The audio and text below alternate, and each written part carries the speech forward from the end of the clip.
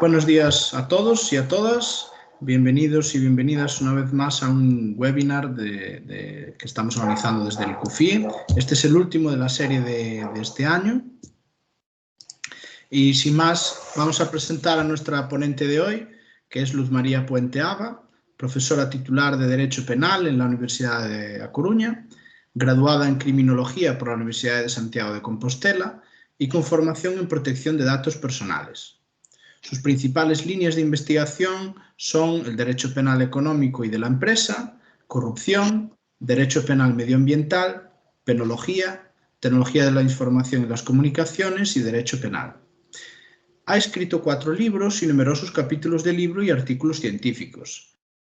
Es investigadora principal en 3 proyectos financiados por el gobierno español y ha participado en un proyecto financiado por la Unión Europea. Es evaluadora externa de algunas revistas científicas y de la Agencia Estatal de Investigación. Actualmente es delegada de protección de datos aquí en la Universidad de La Coruña y por eso le hemos invitado hoy a que nos diese una charla. Y sin más, por favor, Luz, cuando quieras. Pues muchas gracias y buenos días a todos y a todas. Gracias por unirse a esta charla introductoria sobre protección de datos personales, especialmente porque es un tema que de entrada suena como bastante complejo y farragoso. Por eso precisamente es la idea de esta charla y mi intención es tratar de presentar o de presentar los conceptos, los principios más básicos, más fundamentales en esta materia normativa de protección de datos personales para poder familiarizarnos y acercarnos un poco a estas categorías que al principio pueden sonar un tanto complejas. Una cosa que me gusta decir cuando hablamos no solo de protección de datos personales, sino de muchos ámbitos de derecho en general, es que el derecho en muchos ámbitos no tiene nada que ver con las ciencias exactas, en el sentido de que las normas, las leyes nos ofrecen pautas o conceptos generales, quizás un poco abstractos, y lo que tenemos que hacer es aplicarlos al caso concreto. Por ello, muchas veces una situación que nos encontramos no va a tener una solución ni de blanco ni de negro, sino que nos podemos mover en una escala de grises y todo depende de cómo apliquemos la norma, lo que nos dice la norma, a cada caso concreto. Esto ocurre precisamente en el ámbito de protección de datos. Por eso lo que pretendo a lo largo de mi charla es que nos acerquemos para conocer estos conceptos y estos principios básicos, que en principio nos pueden sonar un poco abstractos, pero que yo creo que es fundamental conocer para luego, cuando nos encontremos con una situación en la que tengamos que tratar datos personales, sepamos aplicar estos principios, sepamos reconocerlos y sepamos hallar una solución al caso al que nos enfrentamos, ¿no? Además de presentar esos conceptos básicos y fundamentales, he intentado seleccionar aquellos temas que en el ámbito amplio de la protección de datos que más nos pueden interesar o afectar como PEI. Fundamentalmente voy a dedicar un pequeño espacio a la investigación científica y la protección de datos y también a la docencia y a la evaluación y la protección de datos. Voy a utilizar un PowerPoint a lo largo de mi exposición que lo voy a compartir ahora en breve y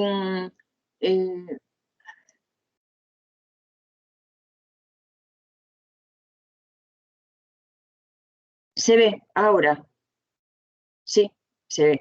Bien, pues voy a utilizar este PowerPoint y con base en él pues voy a ir efectuando esta explicación y sí me gustaría que según voy avanzando, si surgen algunas dudas sobre algo que comento, si hay alguna idea, alguna sugerencia, alguna cuestión, se plantea alguna duda, que me interrumpáis pues para por lo menos debatirlo sobre la marcha, igual no sin extendernos mucho para no dejar alguna materia sin tocar y sin perjuicio de que al final haya también un turno de preguntas. Pero si desde luego surgen algunas cuestiones, pues si podéis interrumpir. Yo no sé si con la presentación podré ver el chat o podré ver la mano levantada, pero si no, bueno, o me avisáis o de viva voz también me lo decís y damos paso a cualquier pregunta que se haga por el medio, ¿no? También no va a ser solo, pues eso, estar yo una hora entera hablando y luego un turno de preguntas, pues también así seguramente que se puede hacer más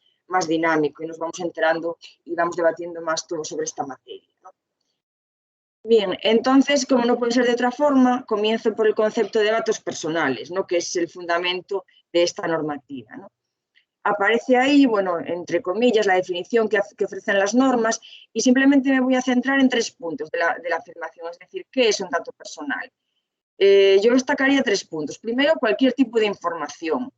Es decir, cuando pensamos en datos personales, seguramente de entrada nos viene a la cabeza el nombre y apellidos, el DNI, fecha de nacimiento, pero cualquier información que se refiere a una persona puede ser considerada dato personal. Pues la dirección de correo electrónico, las características físicas, la imagen de una persona, información sobre sus hábitos de vida, cualquier cosa, cualquier información que se refiere a una persona es un dato personal. El segundo elemento es que esta información, acabo de decir que se refiere a una persona, tiene que ser una persona física. Es decir, las personas jurídicas, por ejemplo, una empresa o una asociación, no es titular del derecho a la protección de datos personales, solo los individuos, nosotros como personas físicas. Y tampoco se aplica a las personas fallecidas, al margen de que hay alguna mención específica que veremos en la ley, pero se refiere a personas físicas vivas. Y por último, tercer elemento de la definición es que hablamos de datos personales cuando van referidos a una persona identificada o identificable. ¿Esto qué quiere decir? En primer lugar, está claro que hay dato personal cuando tenemos información que se refiere a una persona identificada. Fundamentalmente tenemos el nombre y apellidos, la identificación de una persona y tenemos varios datos sobre ella, cualquier tipo de información sobre ella. Pero también hablamos de datos personales cuando tenemos una información que, aunque de entrada no va atribuida a un sujeto con nombre y apellidos, es un conjunto de información que de alguna manera podría llegar a conocerse, sin un esfuerzo exagerado, a quién pertenece esa información. Es decir, a lo mejor no tenemos el nombre y apellidos de una persona, pero tenemos una serie de datos que a lo mejor pues, son sexo, rango de edad, actividad profesional, etc., que podrían dar lugar a una fácil identificación. En estos casos seguimos hablando de datos personales. Por lo tanto, si manejamos datos e información sobre una persona, aunque no le pongamos nombre y apellidos, pero es un cúmulo de información, digamos, tan relevante que podría llegar a ser identificada en un momento posterior, también son datos personales y, por tanto, también merecen la protección que esta normativa les otorga. Unos conceptos útiles, ¿no? Que también he seleccionado algunos conceptos útiles que emplea la normativa de protección de datos, que me parece que es necesario conocer porque volveremos sobre ellos y porque, por ejemplo, estos 2 conceptos me parecen muy útiles en el ámbito de la investigación científica y la protección de datos personales. Son los conceptos de anonimización y de pseudonimización. Bien, ambos conceptos comparten una cuestión común, y es que vamos a tener una información, unos datos personales atribuidos a una persona, y lo que se va a hacer es eliminar los elementos identificativos de un conjunto de datos personales para que no sea posible identificar a esa persona interesada. Ese es el elemento común. Tenemos pues, a lo mejor una persona con su nombre y apellidos o con su DNI y tenemos una serie de datos que le incumben. Bien, tanto en la anonimización como en la pseudonimización, lo que hacemos es romper esa correspondencia. Separamos la identificación, pues su nombre y apellidos, del conjunto de sus datos personales. ¿Cuál es la diferencia entonces entre ambos conceptos? La diferencia es que la anonimización es un proceso irreversible y la pseudonimización es un proceso reversible. ¿Esto qué quiere decir? Hablamos de pseudonimización cuando tenemos esa correspondencia y la rompemos, pero hay alguien que va a guardar esa correspondencia inicial. Pensemos, por ejemplo, pues, en las estadísticas oficiales, ¿no? Cuando el Instituto Galego de Estadística nos envía una estadística para cubrir, nos van a preguntar pues, hábitos de vida, datos económicos, etc. Esa estadística inicial tiene nuestros nombres y apellidos y se va a conservar en algún momento.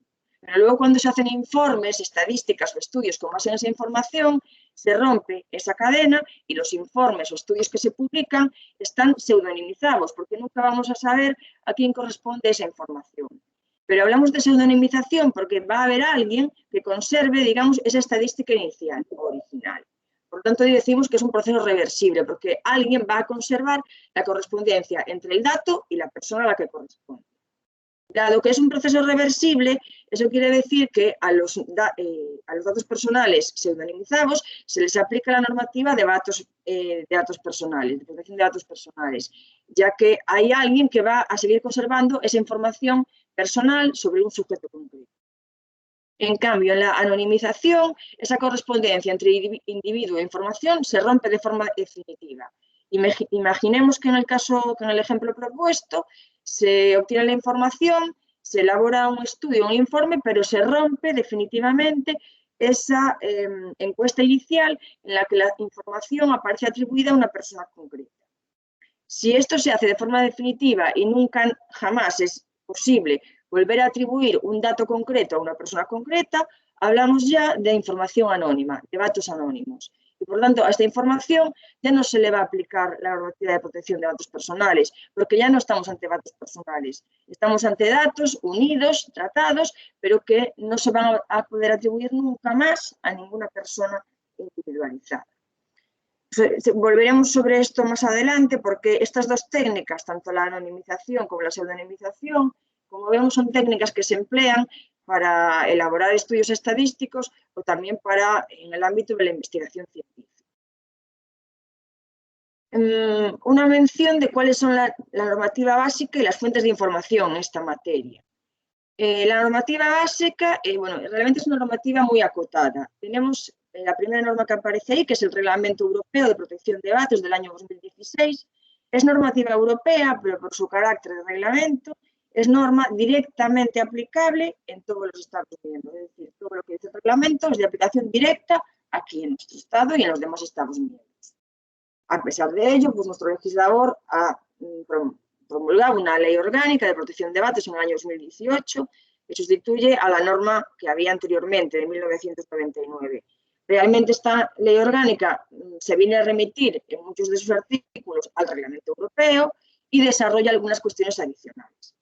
Por último, tenemos la normativa de la ODC, que fue aprobada el año pasado y que simplemente recoge de forma más condensada, como no podía ser de otra forma, lo que indican el Reglamento Europeo y la Ley Orgánica Estatal, y tiene algunas, obviamente, precisiones en relación pues, con las actividades que se hacen en la universidad. Se me ha ido la presentación. Y bueno, aprovecho porque precisamente ahora hablando de fuentes de información, lo que quería compartir, que a lo mejor ya lo conocen, hacéis algunos de vosotros.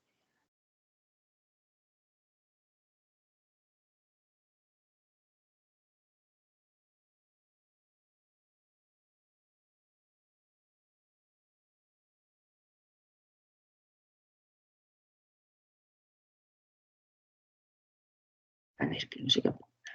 No sé si se ve esto. ¿Se ve una página web? No. No, ahora mismo nos estamos viendo otra vez a nosotros mismos. Pues a ver por qué antes me dejaba y ahora. ¿Ahora? Ahora sí. Ahora sí. Bien, menos mal.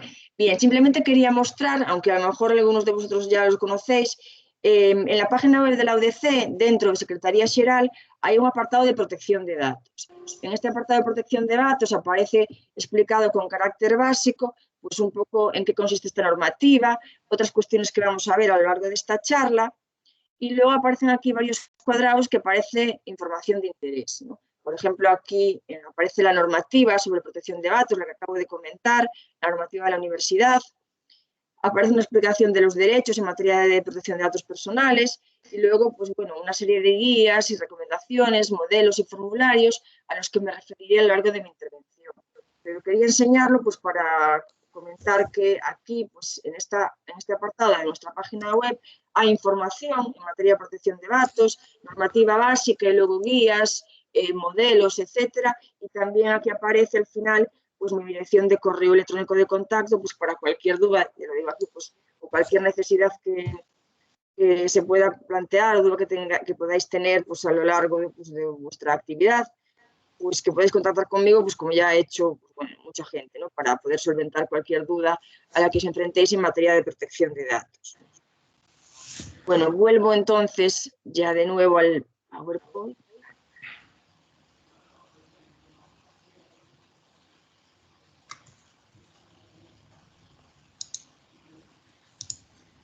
¿Se ve la presentación? Sí. No vamos, y de lo que vamos a hablar ahora es de los principios del tratamiento de datos personales. Como decía al principio, quizás como hablar ahora de principios suena como algo un poco abstracto, pero realmente son principios de gran relevancia y de hecho nos vamos a referir a ellos cuando hablemos de distintas actividades de tratamiento de datos. No son principios que tenemos que tener, de hecho, muy presentes cada vez que nos enfrentemos a un tratamiento de datos personales, ¿no? De hecho, hay algunos que me parecen más relevantes que otros y, bueno, simplemente vamos a hacer una pequeña exposición para tener presente cuáles son los principios que deben regir nuestra actuación cuando estemos tratando datos personales. El primero, bueno, bastante lógico, debemos de tratar los datos personales de forma lícita, leal y transparente. Uno de los dos principios que me parecen especialmente importantes, el llamado principio de limitación de la finalidad. ¿Esto qué quiere decir? Que cuando tratamos datos personales, debemos de tratarlos, de recogerlos, de obtenerlos con una finalidad explícita y concreta. Es decir, cuando pedimos datos personales para un objetivo concreto, solo podemos emplearlos para esa finalidad concreta. Por ejemplo, pues si pensamos en una entidad que nos pide a nosotros nuestros datos personales pues para ejecutar un contrato o para enviarnos publicidad, esa entidad solo puede solo puede utilizar esos datos personales para esa finalidad que ha dicho expresamente, pues para enviarnos publicidad. Pero no pueden utilizarlos para otro fin, por ejemplo, no puede cedérselos a otras entidades. Si nosotros recogemos datos personales de una persona, por ejemplo, para gestionar la inscripción en un curso, o lo recogemos para hacer una determinada encuesta, solo podemos emplear esos datos con esa finalidad concreta, no con otra finalidad. Es cierto que en la normativa europea de protección de datos habla de las llamadas finalidades compatibles y aquí tiene gran relevancia la llamada finalidades de investigación científica. Es decir, acabamos de ver que cuando pedimos datos para una finalidad concreta solo los podemos emplear para eso, para lo que hemos solicitado. Pero la investigación científica se considera también una finalidad compatible con cualquier finalidad inicial para la que hayamos solicitado los datos. Obviamente, esto exige el empleo de unas determinadas garantías y cautelas en el manejo de los datos, ¿no? Que también a las que iremos viendo más adelante cuando hablemos en el concreto apartado relacionado con la investigación científica y la protección de datos. Otro de los principios que me parecen muy importantes es el llamado de minimización de datos. ¿Esto qué quiere decir? Que la normativa dice que los datos serán adecuados, pertinentes y limitados a lo que necesitemos. Es decir, solamente podemos pedir aquellos datos personales que necesitemos o que sean imprescindibles para una finalidad concreta. Por ejemplo, si vamos a organizar un curso y vamos a pedir datos personales de quien se inscriba en ese curso, pues solo podremos pedir aquellos datos que sean necesarios para esa finalidad concreta. Pues, por ejemplo, en este caso concreto, serían pues, nombre y apellidos, un dato de contacto, si es relevante la titulación, si no lo es, no, pero, por ejemplo, no tendríamos por qué pedir datos de salud o datos de características físicas. A lo mejor si organizamos un curso en el ámbito deportivo, sí que puede ser relevante conocer alguna cuestión de salud o de características físicas, pero si no necesitamos esa información, no tenemos por qué pedirla. Esto es lo que implica el principio de minimización de datos. Cuando pedimos datos, solo debemos de pedir aquellos que estrictamente necesitemos para un objetivo concreto. Los siguientes principios, los datos han de ser exactos, obviamente, y actualizados en la medida de lo posible. Otro principio que tiene una cierta complejidad es el llamado principio de limitación del plazo de conservación. Digamos de forma resumida y con carácter esencial que cuando pedimos datos y los utilizamos, la normativa dice que debemos de conservarlos solamente el tiempo necesario para esa finalidad. Si pedimos datos pues, para una inscripción en un curso, si pedimos datos para una encuesta, para una investigación, solo deberíamos conservar los datos el tiempo necesario para esa finalidad. Obviamente, eso no quiere decir que no podamos conservar datos o que no puedan ser conservados datos de forma indefinida. Hay algunos casos en que por la finalidad del tratamiento de los datos, esos datos deben de conservarse de forma indefinida. Un ejemplo pues, muy claro es la conservación del expediente académico por parte de las universidades. Es decir, en este caso, la finalidad del tratamiento de los datos es tener constancia de que una persona que ejerce una actividad profesional ha obtenido la titulación necesaria para ello y, por lo tanto, es necesario conservar siempre esa información como garantía pues, de que la persona que ejerce una determinada actividad ha obtenido la titulación necesaria para ello. En otros casos, es cierto que a veces es difícil determinar cuál va a ser el tiempo necesario para la finalidad, pero es una cuestión que debemos de analizar caso por caso y, de cualquier forma, cuando los datos personales que tengamos almacenados ya no sean necesarios para nada, ni para la finalidad, ni para, por ejemplo, ulteriores auditorías o inspecciones o para cumplir responsabilidades legales, entonces deberían de suprimirse o deberían de anonimizarse. Y, bueno, finalmente, el principio de integridad, que implica que debemos de tratar los datos con garantías de seguridad adecuadas, ¿no? De hecho, justamente hace una semana se impartió otro webinar en relación con la seguridad de la información, pues relacionado pues, con las cautelas, todos los deberes de diligencia que debemos de tener cuando conservemos datos, pues en relación con el manejo de la información en ordenadores, en pendrive, en papel, incluso, etcétera, etcétera. Debemos de garantizar una determinada seguridad cuando conservamos datos personales. Y también la obligación de confidencialidad, la establece esta normativa. Cuando empleamos o cuando pedimos datos personales para una finalidad concreta, los tenemos que emplear para esa finalidad y debemos de guardar confidencialidad, no cedérselos a terceras personas ni emplearlos por otros fines. Y ese deber de confidencialidad subsiste aunque finalice esa actividad. Es decir, finalizamos el proyecto de investigación, finalizamos la encuesta, finalizamos la organización del curso, pero debe de mantenerse esa confidencialidad en relación con los datos personales que hemos usado. Bien, esto sería bueno, una visión de un primer ámbito, que son los principios que rigen las actividades de tratamiento de datos personales. Y ahora pasamos a otro ámbito temático, que es lo que se llama base de legitimación para el tratamiento de datos. ¿Qué quiere decir esto? Lo que vamos a ver ahora es una selección de los motivos que hacen que sea lícito tratar datos personales ajenos. Bien, aquí el reglamento europeo, que el de 2016, al que nos referíamos, que es la normativa básica en la materia, lo que ha hecho desbancar al consentimiento como motivo de licitud estrella en el tratamiento de datos personales. Es decir, resulta muy obvio que ¿cuándo es lícito tratar datos personales de otra persona? Pues cuando esa persona ha consentido en ello, cuando ha dado su permiso. Ese digamos que es la base de legitimación estrella. Tratamos datos de otra persona porque esa persona ha consentido, ha decidido participar en la encuesta, nos ha entregado sus datos pues, para un curso, para una investigación, etcétera, etcétera. Entonces hay un consentimiento y es evidente que es un motivo que hace que nosotros podamos tratar esos datos de forma lícita. Pero hay otras bases de legitimación que permiten que, aun en ausencia del consentimiento de la persona afectada, sea lícito tratar esos datos. Es decir, hay otros motivos de licitud al margen del consentimiento. Y entonces son los que vamos a ver ahora. Bueno, empezamos por el consentimiento. Es decir, el consentimiento, como decía, está claro que es la base de legitimación estrella. Cuando nosotros pedimos permiso para tratar los datos, nos facilitan ese permiso, ese consentimiento, y podemos tratarlo de forma totalmente lícita.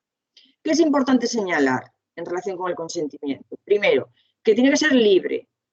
Es decir, no tiene que haber ninguna presión para prestar ese consentimiento. Y que el consentimiento se debe de prestar, dice la norma, mediante una declaración o acción afirmativa.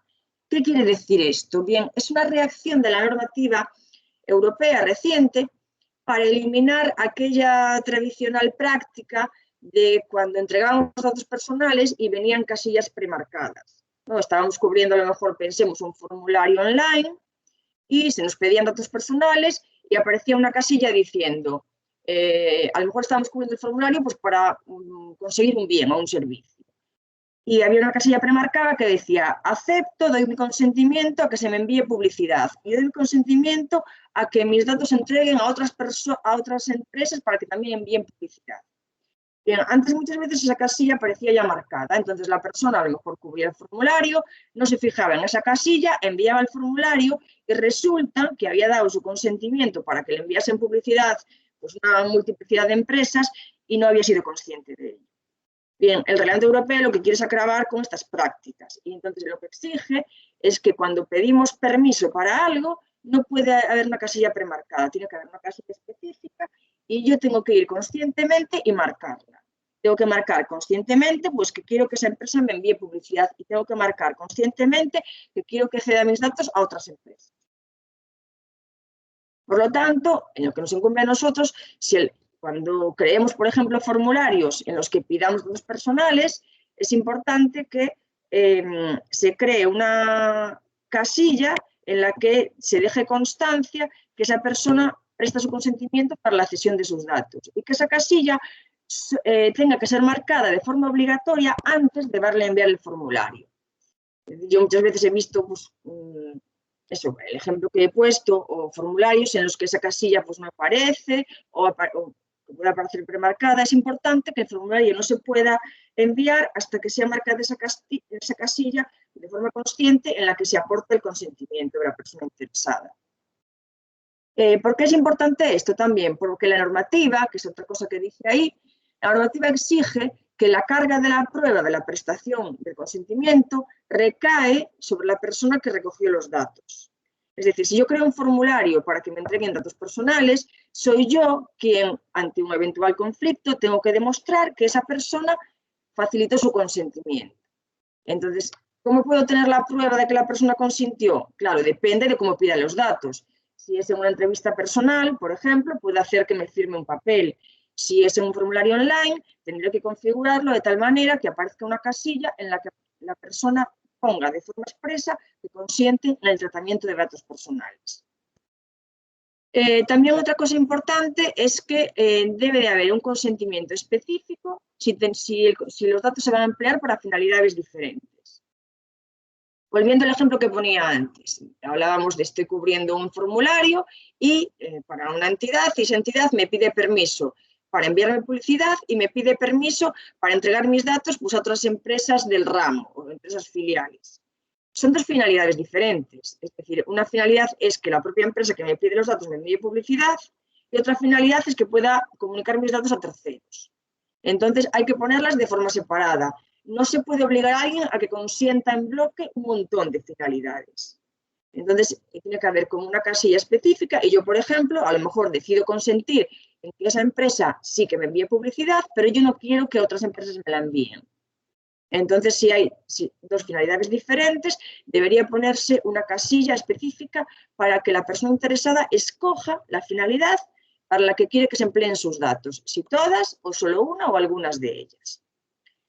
Y por último, cuando el tratamiento de datos se basa en el consentimiento de la persona afectada, la ley dice que la persona tiene derecho a retirar el consentimiento en cualquier momento y sin alegar ningún motivo.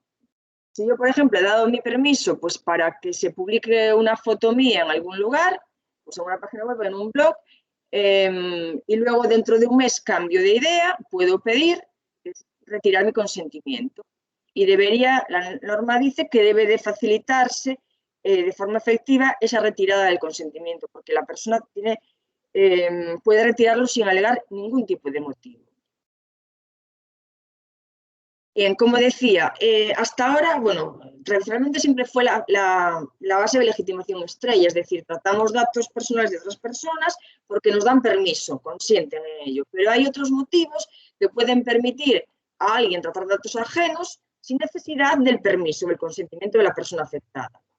Una de estas bases de legitimación es la llamada obligación legal, es decir, hay casos en los que alguien, fundamentalmente una entidad pública, bueno, una persona puede tratar datos ajenos sin necesidad del consentimiento de la persona afectada porque hay una ley que le impone la obligación de tratar esos datos.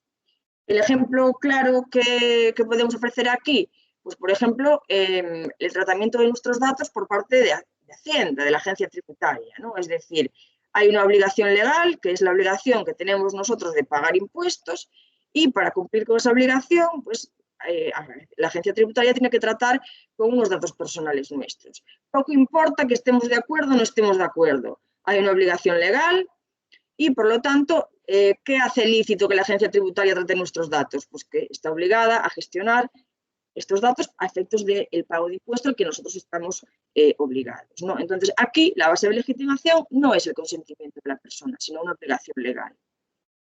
Bien, esta base de legitimación suele estar más o menos clara, porque siempre vamos a tener una ley que obligue, por ejemplo, a tratar determinados datos.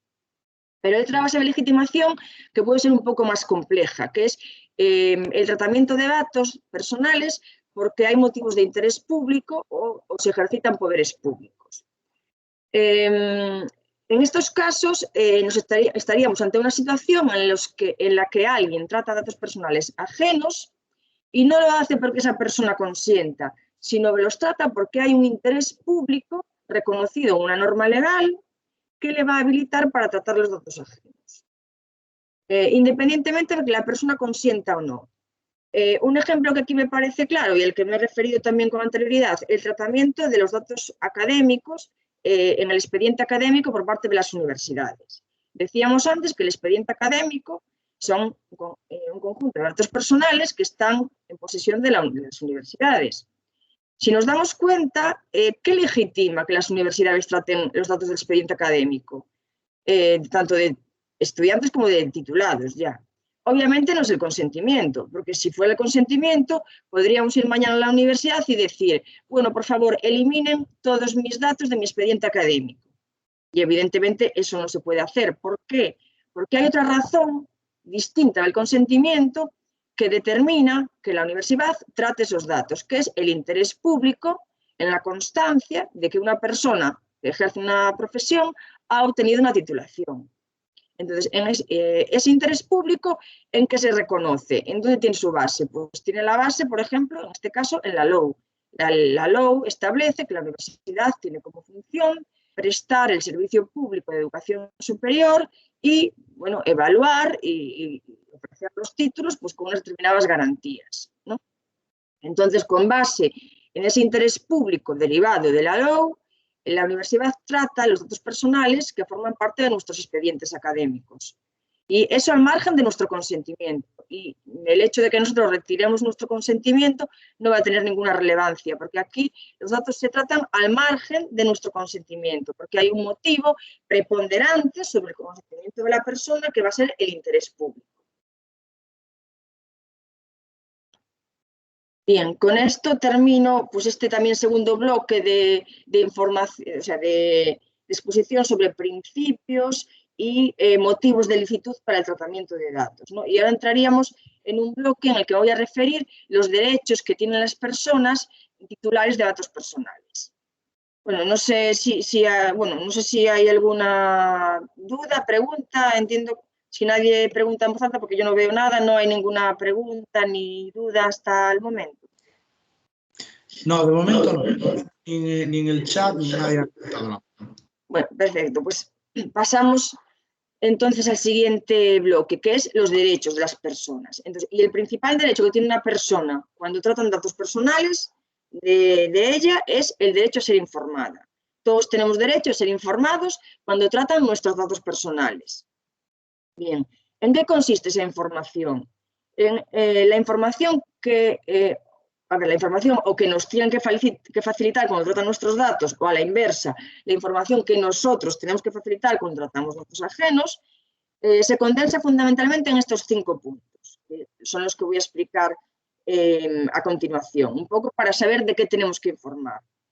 Por lo tanto, aplicándolo pues, a nuestra actividad, si nosotros, por ejemplo, vamos a elaborar una encuesta porque estamos haciendo un proyecto de investigación, si vamos a crear un formulario para pedir pues, una inscripción en un curso, cuando pedimos datos personales en cualquier ámbito tenemos que informar sobre estos 5 puntos.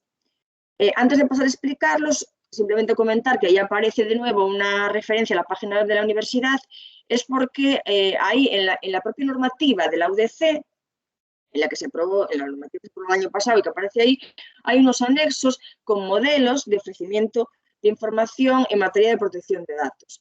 Además, esos modelos, pues algunos de ellos los he extractado y los he puesto en otro apartado de la página web de protección de datos que resultan más visibles en el apartado de modelos y formularios, precisamente pues por si en algún momento necesitáis ofrecer información en materia de datos personales, podéis recurrir a esos modelos y obviamente son modelos estándar que luego hay que completar en función de la situación concreta, ¿no?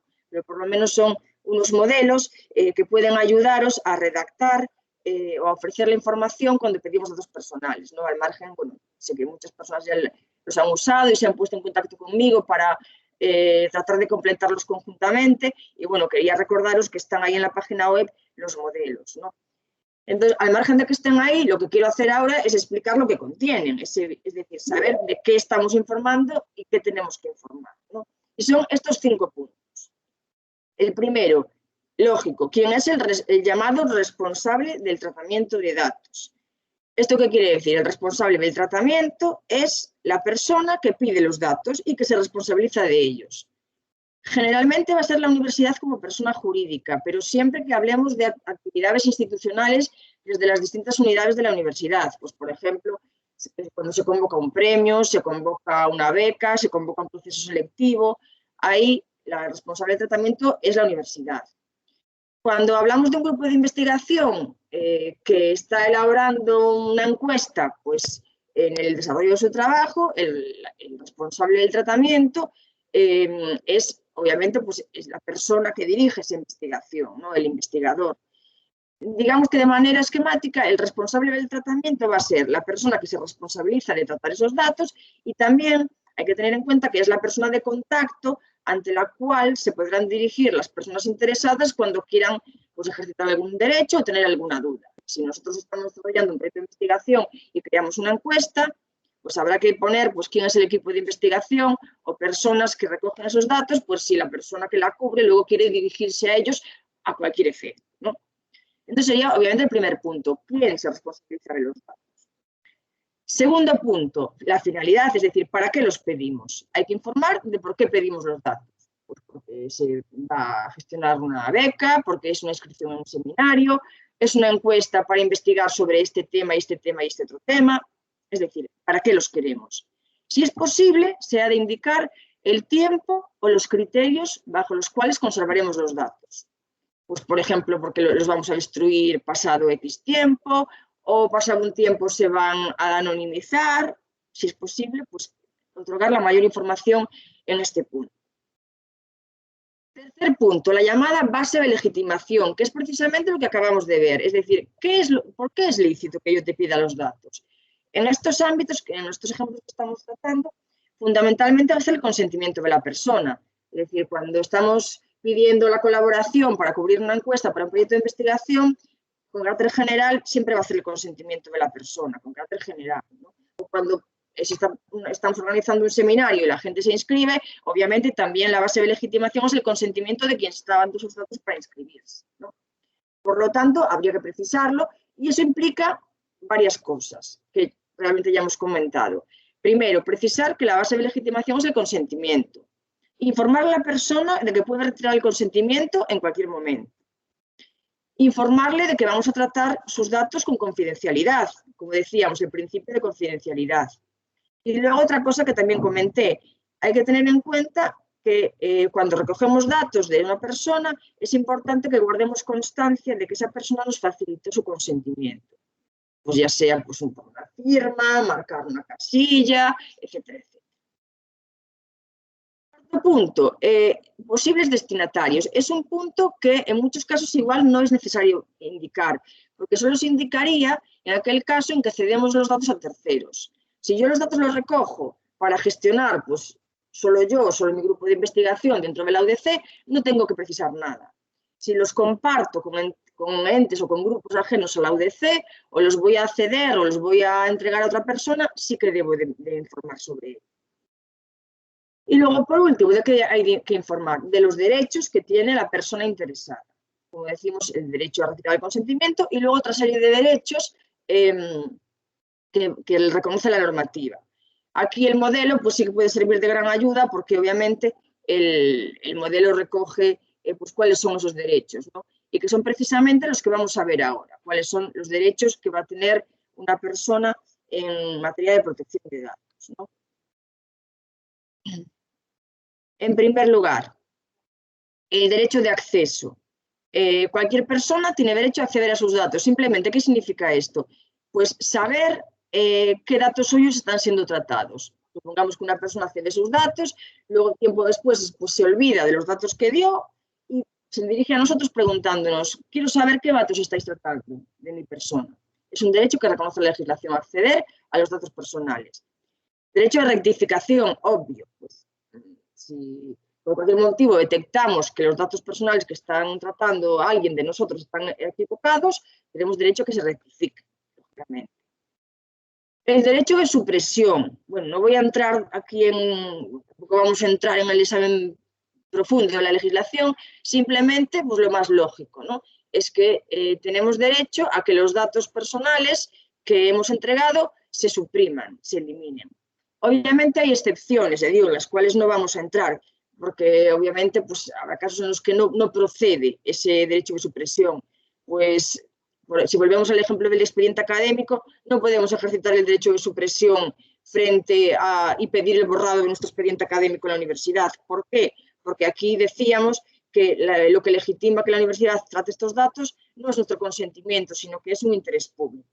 Entonces, el derecho de supresión no procede en todos los supuestos, pero es un derecho que también se reconoce y que puede ser ejercitado, por ejemplo, cuando hemos entregado datos y los datos dejan de ser necesarios por esa persona. Entonces, si ya no son necesarios, podemos pedir que los supriman.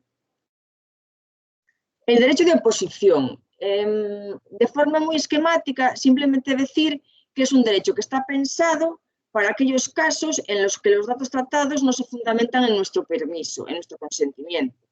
De hecho, si recordáis, decíamos, cuando yo doy mi consentimiento para utilizar unos datos, lo puedo retirar cuando yo quiera. Entonces, cuando la base de legitimación es el consentimiento, ahí no voy a ejercer el derecho de oposición. Yo doy mi consentimiento y lo quito cuando yo quiera. Pero como decía, si recordáis, hay veces en que los datos de una persona son tratados sin su consentimiento. ¿Por qué? Porque hay otro fundamento que permite tratar los datos. Es decir, pues se tratan los datos de una persona porque hay un interés público en tratarlos. Entonces, para estos casos está pensado el derecho de oposición.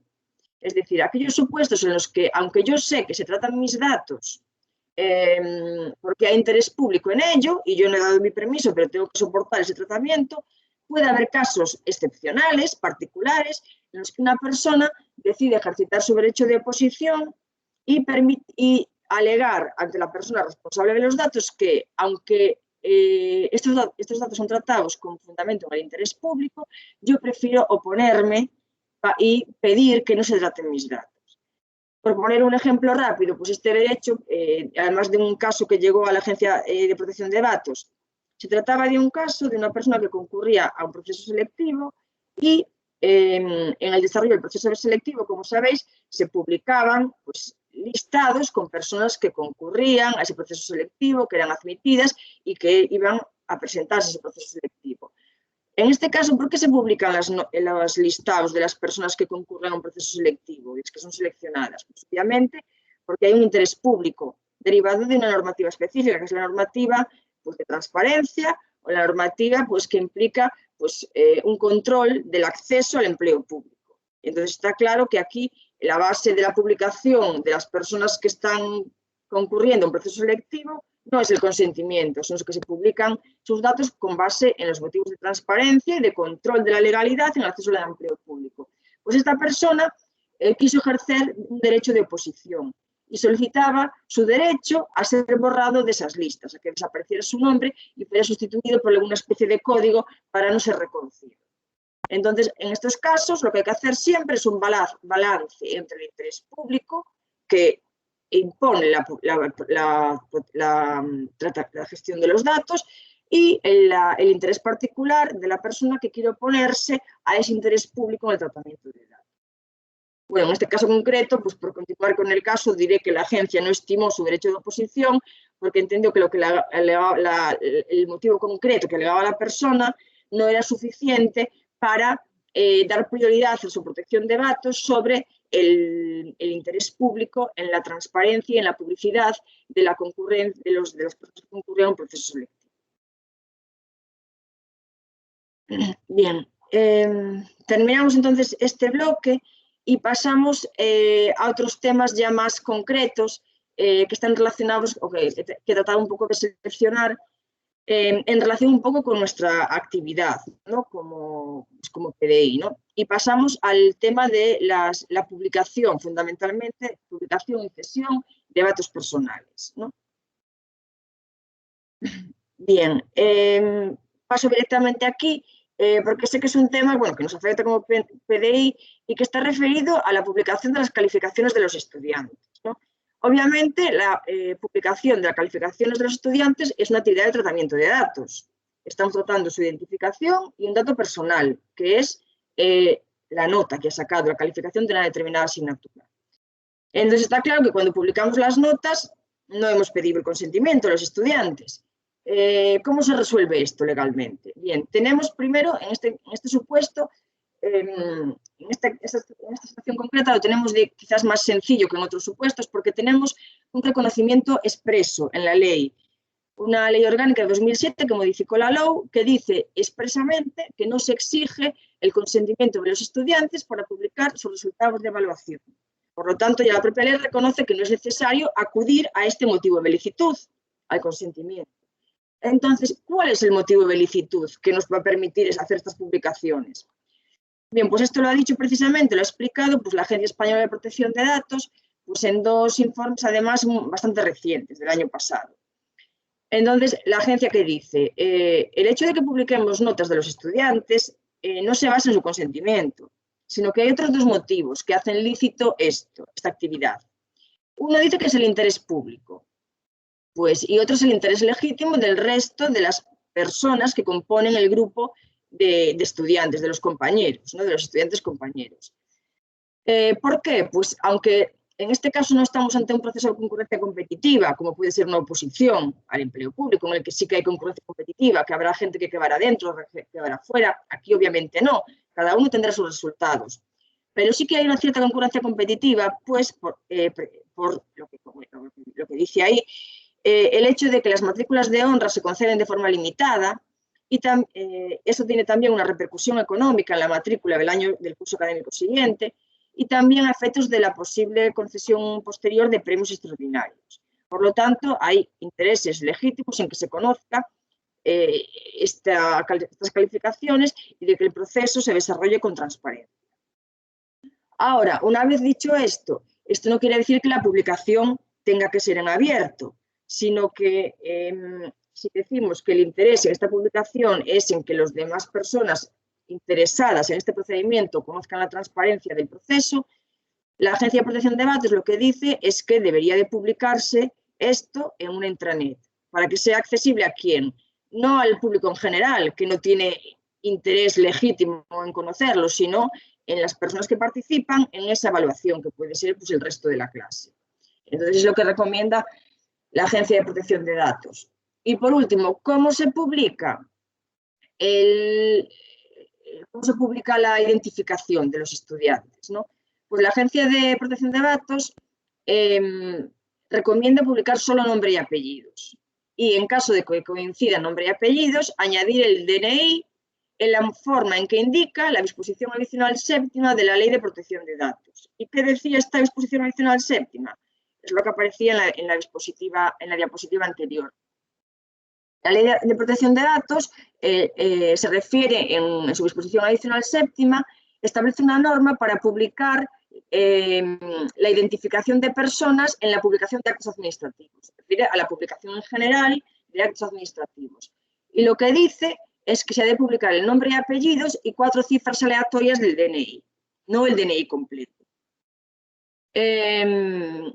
La Agencia de Protección de Datos publicó una instrucción orientativa y recomienda, obviamente, que cuando se publique las 4 cifras aleatorias del DNI, se escojan las que están en la posición cuarta, quinta, sexta y séptima. Digamos, para intentar lograr una homogeneidad cuando cualquier entidad o organismo publique DNIs con cifras aleatorias, ¿no? ¿Qué dice la Agencia de Protección de Datos en relación concretamente con la publicación de calificaciones? Claro, si tenemos en cuenta que en este supuesto lo que recomienda la agencia es publicarlo en una intranet, por ejemplo, en el campus virtual, en Moodle, y solo con acceso limitado pues, al curso, al grupo en cuestión, no tiene ya ni siquiera sentido publicar el DNI, basta con nombre y apellidos, porque ya las personas van a ser suficientemente identificadas. Es un grupo no numeroso y en caso de que haya personas que coincidan, pues porque pueden coincidir los apellidos, incluso el nombre, añadiremos el DNI de esas dos personas en concreto, 2 o 3, y con esas 4 cifras aleatorias, para poder efectuar esa distinción. Bien, bueno, como comentaba, se recomienda publicarlo, pues eso, destacadamente en lugares de acceso restringido, incluso en tablones físicos admite la Agencia de Protección de Datos, pero procurando que no sean tablones físicos de acceso generalizado, ¿no? Pues no en el pasillo que lleva a la cafetería, sino a lo mejor pues dentro del aula o en el departamento, y siempre además, si se publican tablones físicos, tener también pues, de retirarlo después de un tiempo, ¿no? La publicación. Lo mismo se recomienda, simplemente una breve mención, a las actas de órganos colegiados, ¿no? Pues también se recomienda publicarlas no en abierto, no en la página web en abierto del centro, sino pues en una intranet con acceso a las personas que forman parte del órgano colegiado. Por último, también quería hacer una mención a la publicación de la producción científica del PDI. Es decir, al igual que veíamos ahora que la LOU se refiere a la innecesariedad del consentimiento de los estudiantes para publicar sus notas, también la LOU tiene una pequeña mención a la innecesariedad del consentimiento del PDI para publicar determinados resultados de su producción científica. ¿Y cuáles son? Pues los que aparecen ahí, los resultados de procesos de evaluación de su actividad docente, investigadora y de gestión. Es decir, la LOU dice expresamente que no sería preciso el consentimiento del personal de las universidades para publicar estos datos en concreto, ¿no? También, ¿por qué efectúa esta precisión la LOU? Pues precisamente pues, por el interés público también en garantizar pues, el servicio público de educación superior y el desarrollo de la actividad científica por parte del PDI. Y esto además se hace especial hincapié en esto, sobre todo en aquellas actividades científicas que están financiadas pues, por proyectos de investigación con financiación pues, del Ministerio, de la Comunidad Autónoma, de la Unión Europea, etcétera, ¿no? En estos casos, y ahí lo reconoce también la Ley de Ciencia, Tecnología e Innovación, pesa especialmente el deber pues, de hacer públicos al menos una mención de los resultados, por ejemplo, una mención de las publicaciones que resultan de un proyecto de investigación, porque es una manera de fiscalizar el empleo de esos fondos que se destinan para la investigación. De hecho, sobre la propia publicidad de las tesis doctorales se pronuncia ya un Real Decreto del año 2011, obviamente con ciertas salvedades en temas, las que corresponden a temas pues, de secreto de empresa, patentes o propiedad intelectual, ¿no? Pero en suma, de lo que se trata es que estamos ante producción científica de la universidad, muchas veces financiada con fondos públicos, y por lo tanto es necesario, para garantizar la fiscalidad y la transparencia y el desarrollo de estas actividades, pues asegurar la publicidad al menos del conocimiento de los resultados, ¿no? En la línea en lo que indican estas leyes. Mira, tenemos una pregunta en el chat en relación no con este último tema, sino con el anterior, cuando hablabas de la publicación de las calificaciones. Y Laura pregunta que si cuando te refieres a nombre y apellidos, te refieres al nombre y apellidos completos o solo a las iniciales. Dice que ella últimamente está publicando las notas en Moodle con iniciales y 4 cifras del DNI cuando hay coincidencia, porque yo no estoy ahora mismo completamente seguro, pero creo que es la recomendación que nos envió a todos la universidad, de publicar las notas con las iniciales de los alumnos.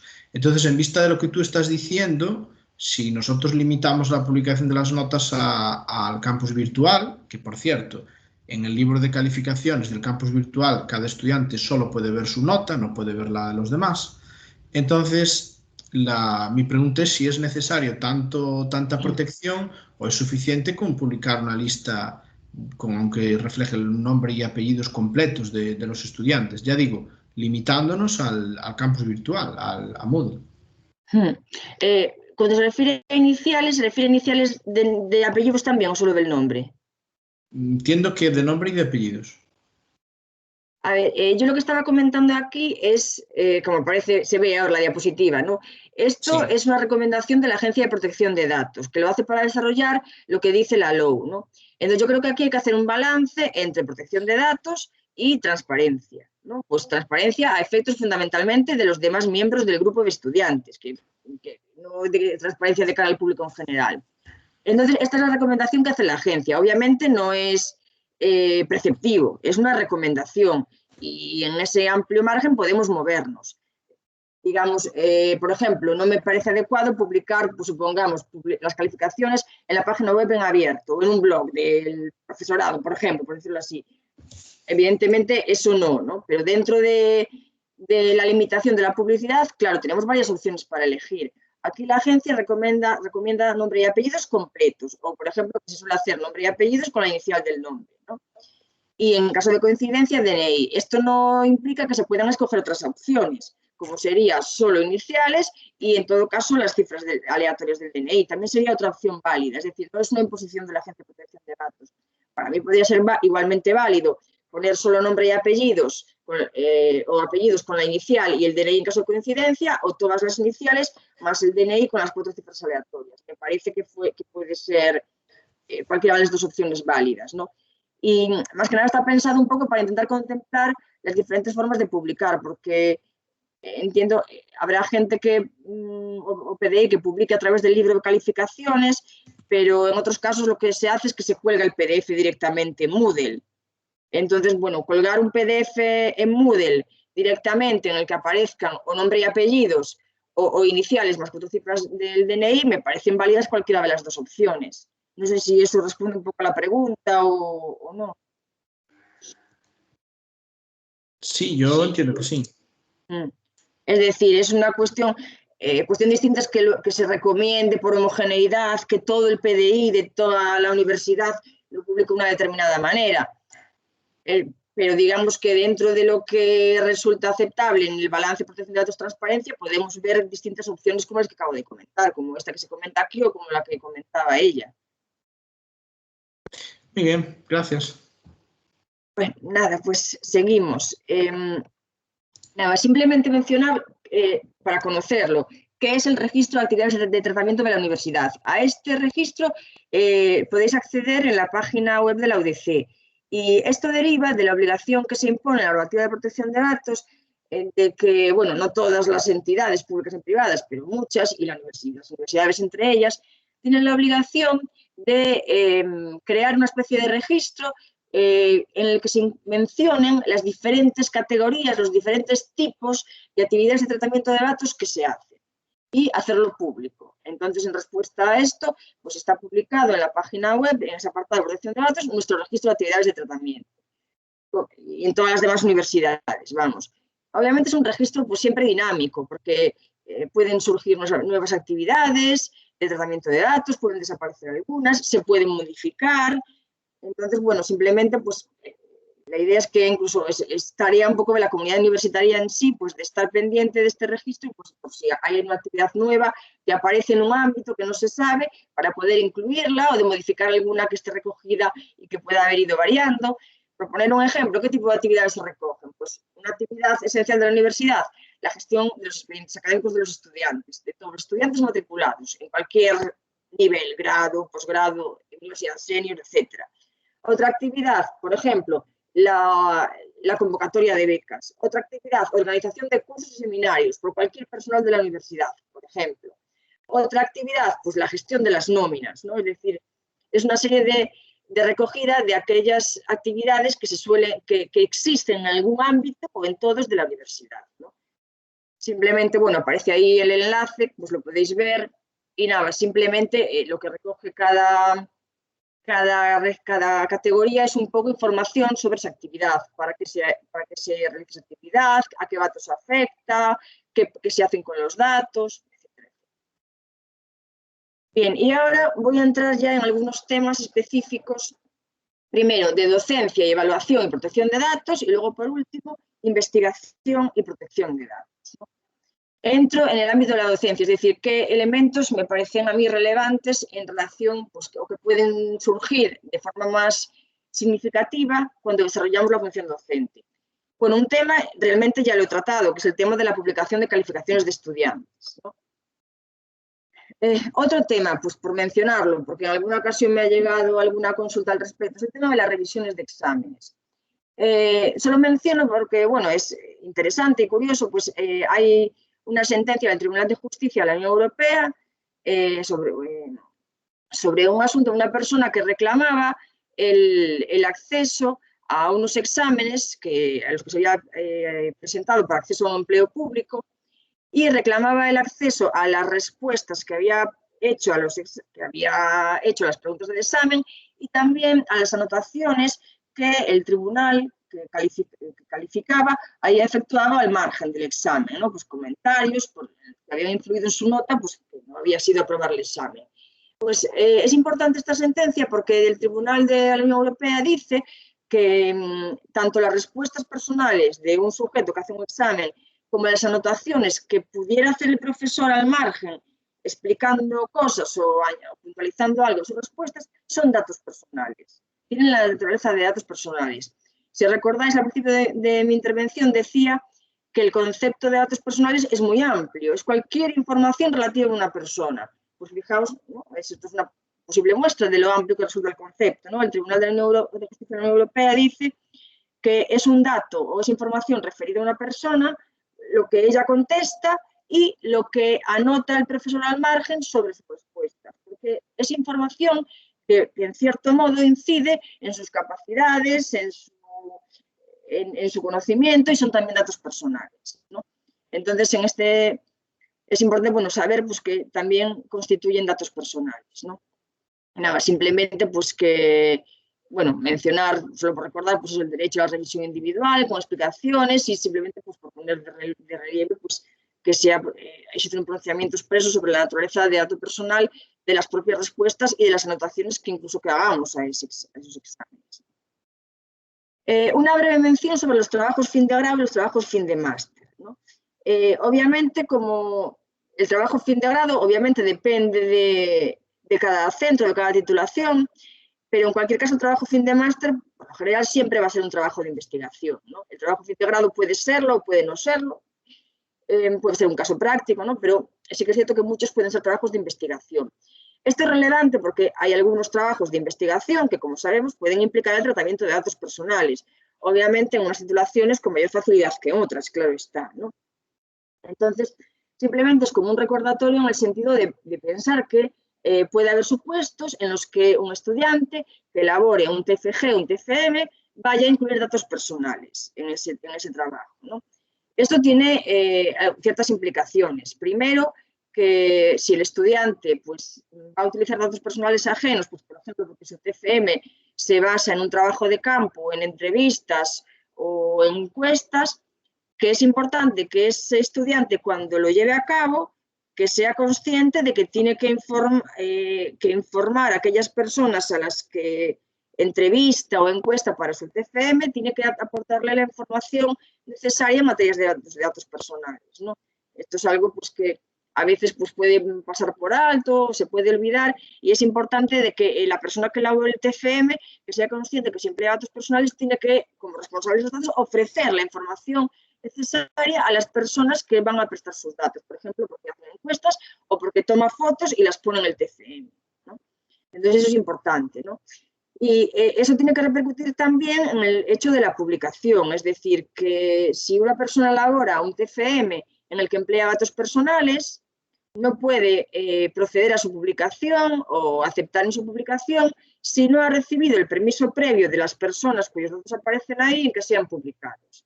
Por ejemplo, si alguien hace un TFM e incluye una foto, para luego publicar libremente y consentir en la publicación de ese TFM, tiene que tener el permiso previo de esa persona que ha prestado su imagen para incluir en ese TFM, ¿no?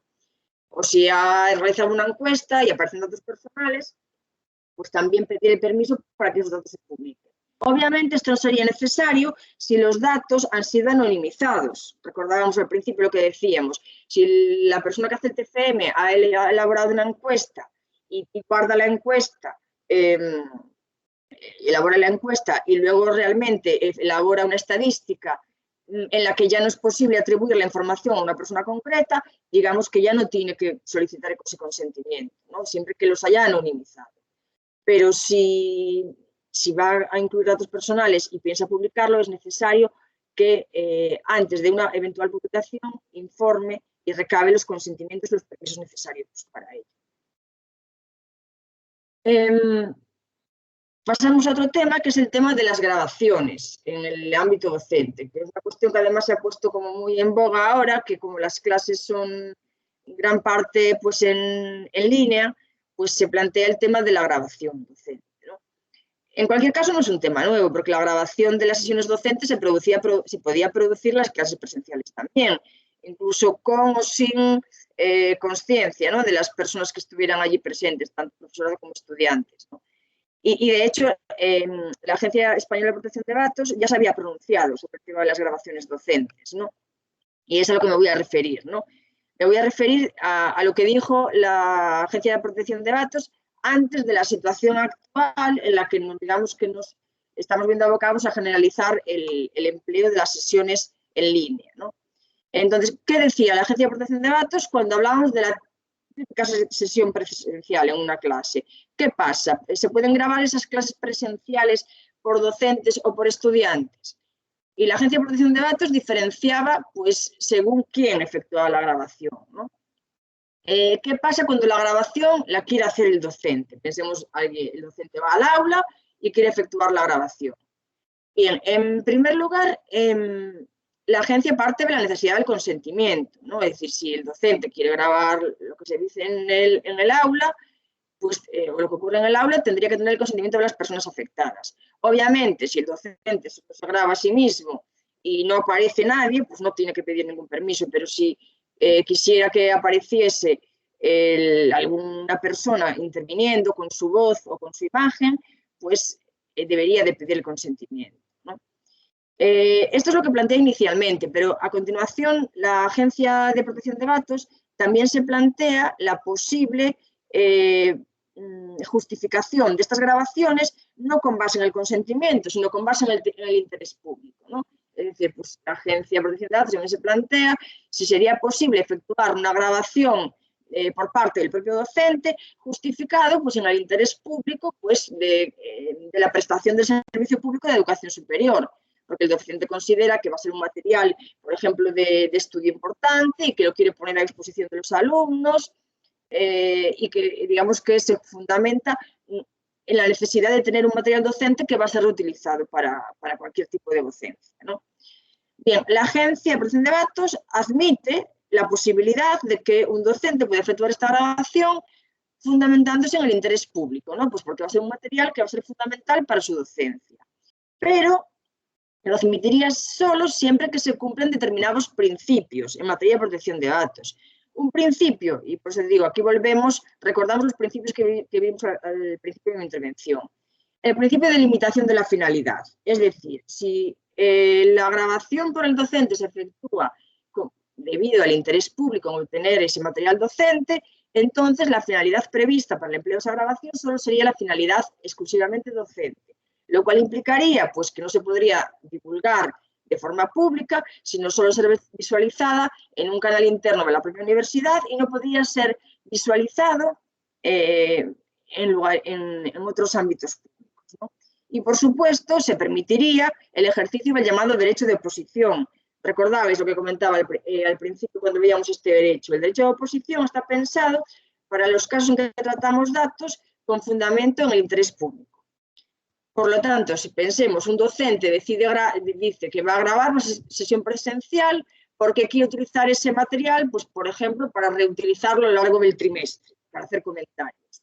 ¿Puede hacer eso sin consentimiento de todos los que allí aparecen y fundamentándolo en el interés público? Podría hacerlo, pero siempre que se guardasen determinadas garantías. Primero, que esa grabación fuera solo para esa finalidad, que no la difundiera al público, obviamente siempre que aparecieran más personas, si aparece solo él, pues podría hacerlo, claro está, y tendría que permitir el ejercicio del derecho de oposición, es decir, pues que cualquier persona que allí aparece y que decide que no quiera ser grabada, pues podría manifestarlo y alegar motivos para que su derecho a la protección de datos pudiera prevalecer sobre el interés público. Aquí siempre hay que hacer un balance, pero obviamente, pues, si la grabación pudiera conseguir sus fines simplemente apareciendo el docente, no tendría por qué imponerse una grabación obligatoria al estudiante que no quisiera aparecer por algún tipo de situación particular, ¿no? Y vamos a la inversa. ¿Qué ocurre cuando son los estudiantes los que quieren grabar una sesión presencial?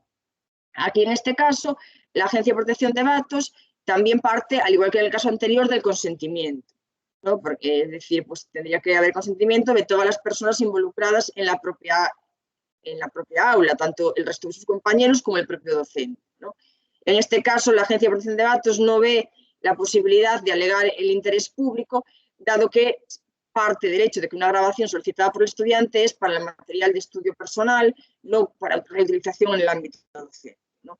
Entonces, parte también del consentimiento del estudiante, ¿no?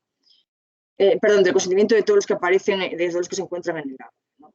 Entonces, en resumen, esto es lo que manifestaba la Agencia de Protección de Datos antes de la generalización o cada vez crecimiento progresivo de las clases pues a través de Teams o las clases en línea, ¿no? Entonces, ¿qué ocurre ahora, ¿no? ¿Qué ocurre ahora en los que la gran parte de las sesiones no son en el aula, sino que son en línea, directamente a través de Teams, ¿no?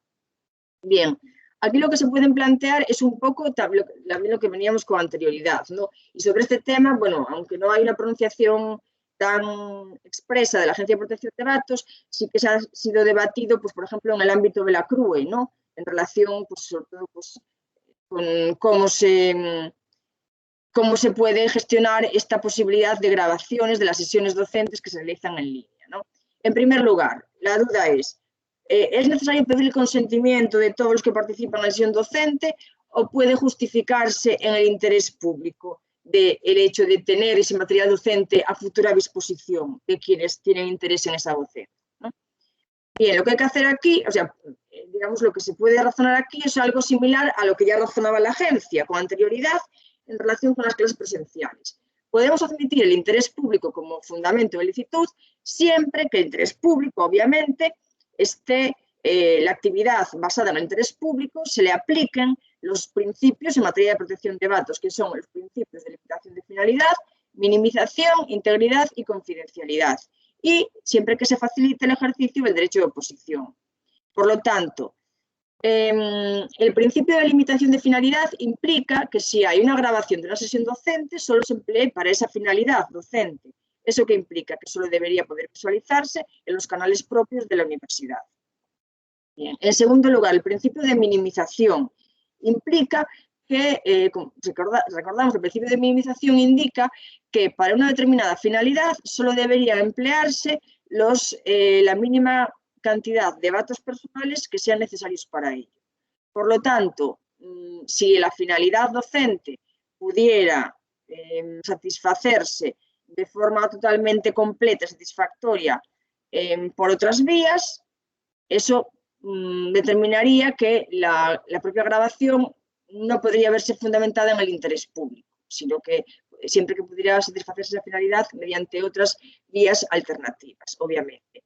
Por el contrario, si el material que se facilita en la sesión docente en línea solo se puede conseguir mediante el desarrollo de esa sesión docente y no hay ni ninguna actividad, ni ninguna información, ni ninguna forma de acceder a la información exclusivamente o más allá de esa sesión docente, en ese caso sí que podría justificarse la grabación con base en ese interés, ¿no? Y en la necesidad de acceso a esa información siempre que no se pudiera obtener, ya digo, por cualquier otra vía alternativa, por cualquier otra de las muchas vías alternativas. Y obviamente, pues como decía, eso está conectado con el ejercicio del derecho de oposición. En el caso de producirse una grabación de una sesión docente, pues el derecho de oposición en estos casos es fácil incluso de gestionar mediante la desconexión del vídeo o del audio por parte de quienes participen, ¿no? Por ejemplo, los estudiantes que participan en él, ¿no? También es importante, bueno, una cuestión que es que la realización de estas grabaciones y de estas sesiones es importante que se hagan con las herramientas institucionales que ofrece cada universidad, ¿no? Pues que obviamente por motivos ya de seguridad y de control de la información. Bien, dejando el ámbito de la docencia, paso a continuación al ámbito de la evaluación, es decir, las implicaciones en materia de protección de datos que nos podemos encontrar en el ámbito de la evaluación, ¿no? Esto también se ha puesto de forma especialmente, bueno, ha surgido también el debate, también en el ámbito de la Agencia de Protección de Datos. De hecho, señalo ahí un informe de este mismo año, sobre todo esto, con la generalización, ya no solo de la docencia, sino también de la evaluación en línea, a través de Teams o de tenga cada universidad, ¿no? De hecho, ese informe que indico ahí de la Agencia de Protección de Datos fue un informe que se hizo a solicitud de la opinión de la agencia sobre la posibilidad de aplicar el sistema que se llama proctoring, que es el reconocimiento biométrico, ¿no? El reconocimiento facial, pues por ejemplo, a través de eso, del ordenador de un estudiante que va a efectuar un examen, ¿no?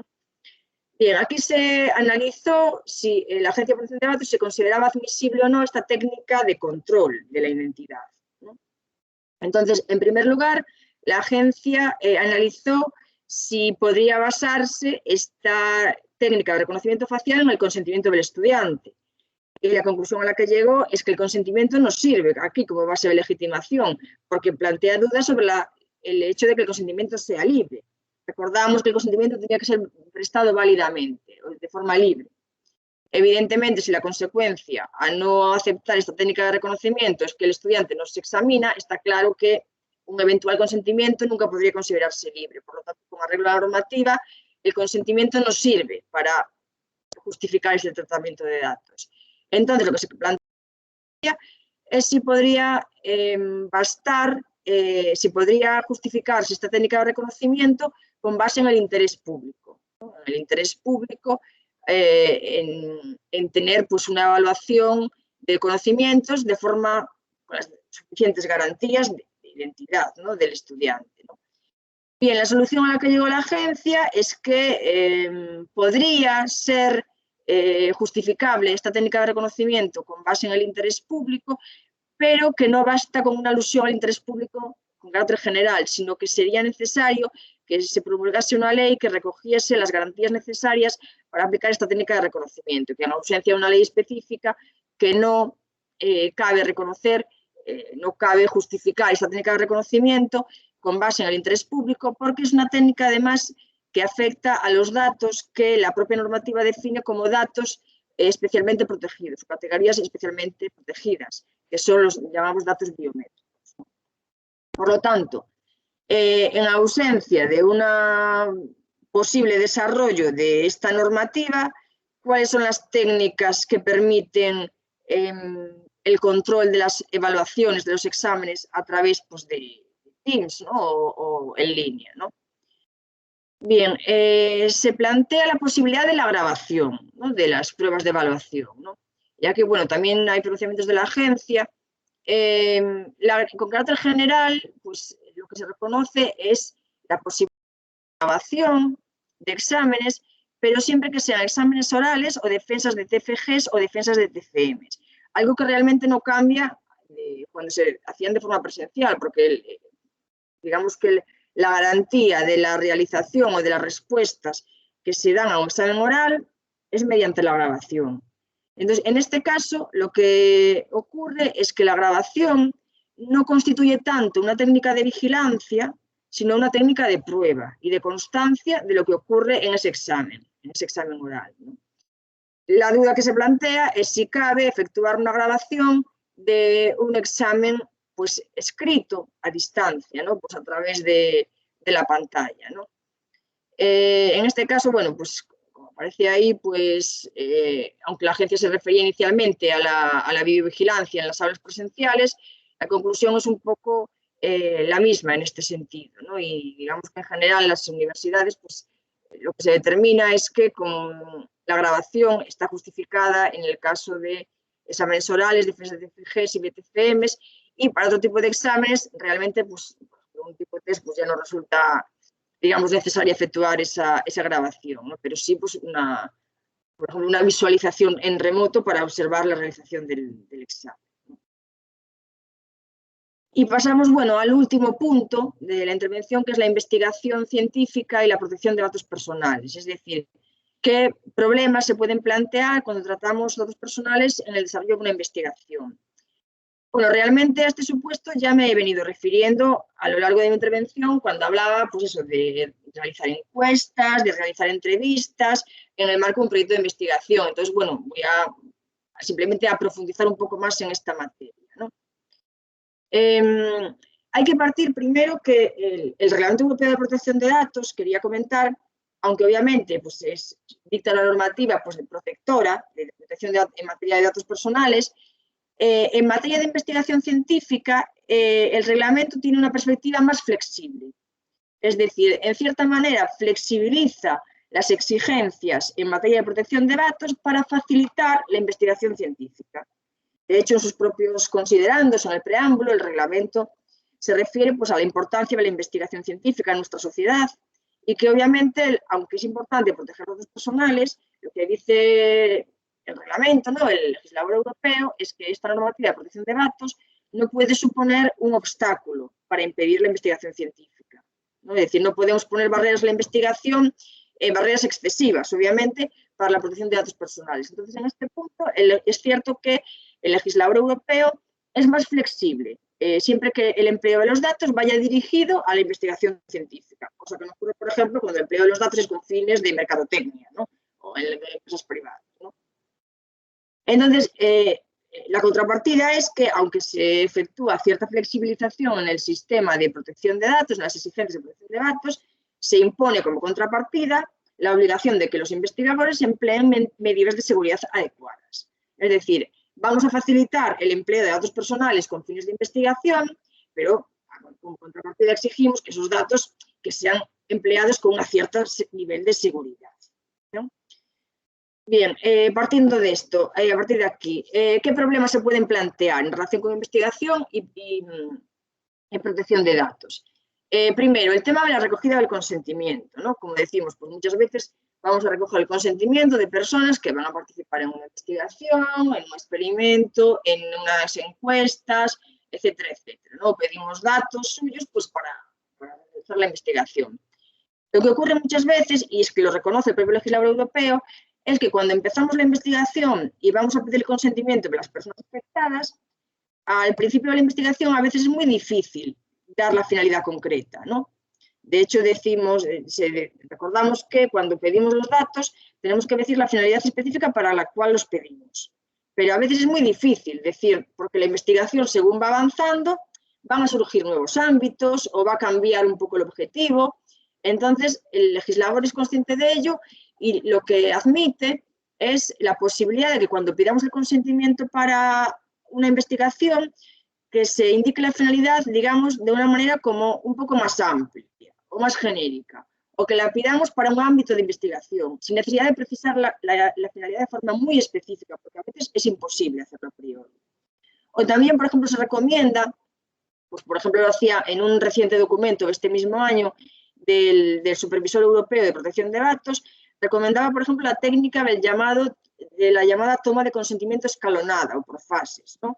Pues se toma un consentimiento inicial y luego, pues, según va avanzando la investigación, se puede prever volver a contactar con la persona afectada para volver a renovar su consentimiento, porque sus datos van a ser empleados para otra cosa o para otra finalidad parecida a la que se le explicó en un inicio, ¿no?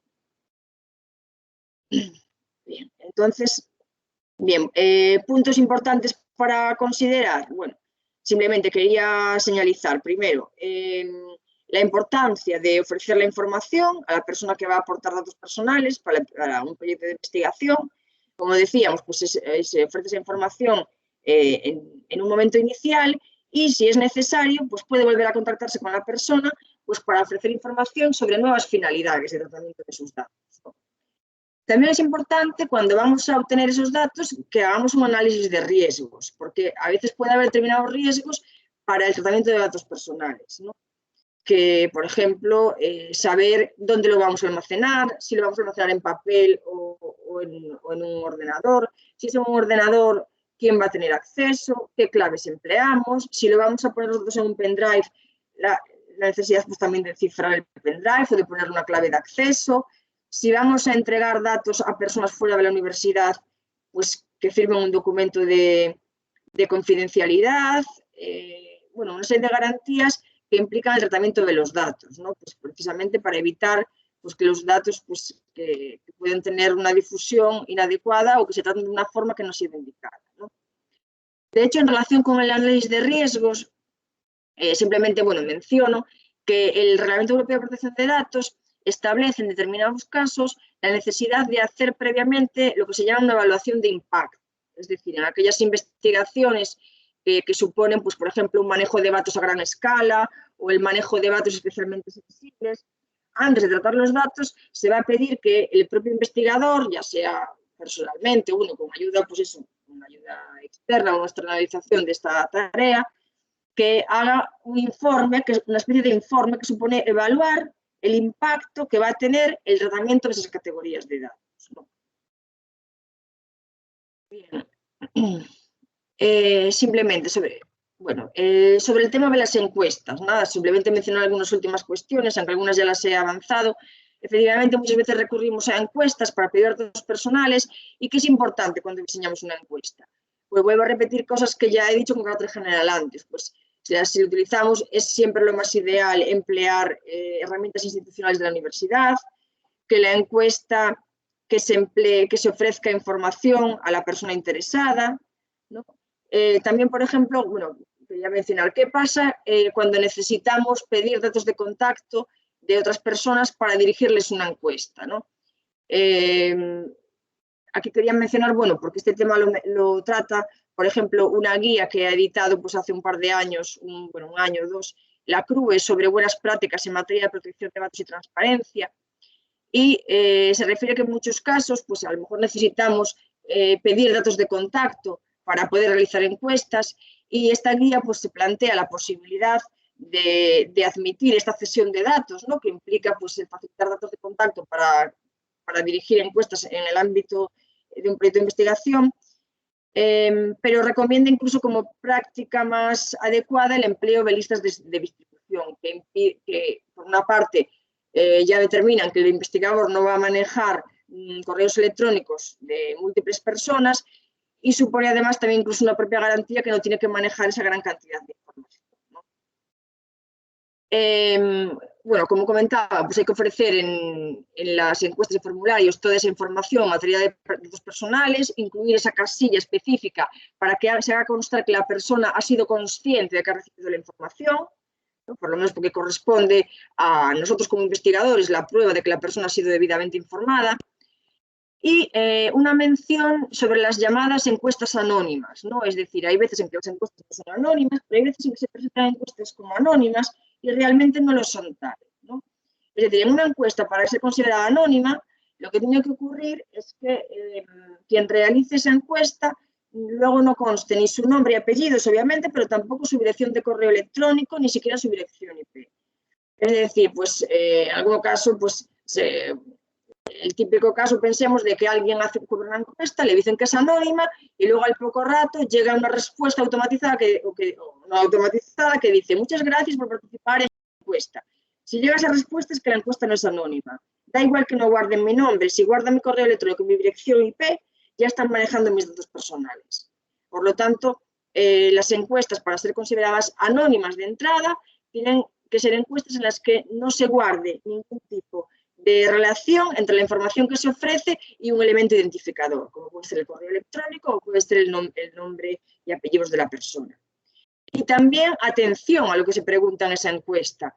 A lo mejor configuramos una encuesta de forma anónima y no vamos a conservar ni nombre, ni apellidos, ni DNI, ni dirección de correo electrónico. Pero luego resulta que cuando empezamos a preguntar en la encuesta, nos preguntan pues, sexo, edad, lugar de trabajo, por ejemplo, curso en el que se trabaja, y datos que harían a la persona que responde, como decíamos, identificable. Entonces, atención, bueno, al tema de configuración de las encuestas para garantizar que cuando decimos que son anónimas, que son realmente de carácter. Y bien, ya por último, simplemente me vuelvo a referir a la llamada evaluación de impacto sobre protección de datos.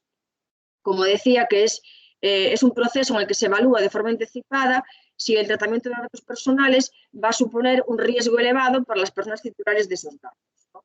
Entonces, el Reglamento Europeo de Protección de Datos establece que debe de hacerse una evaluación de impacto previa antes de iniciar la investigación, pues en aquellos casos en los que se efectúa tratamientos de datos personales pues, a gran escala o que suponen el tratamiento de datos especialmente sensibles, ¿no? En esos casos, el investigador tendría que realizar una evaluación de impacto previa en materia de protección de datos personales, ¿no?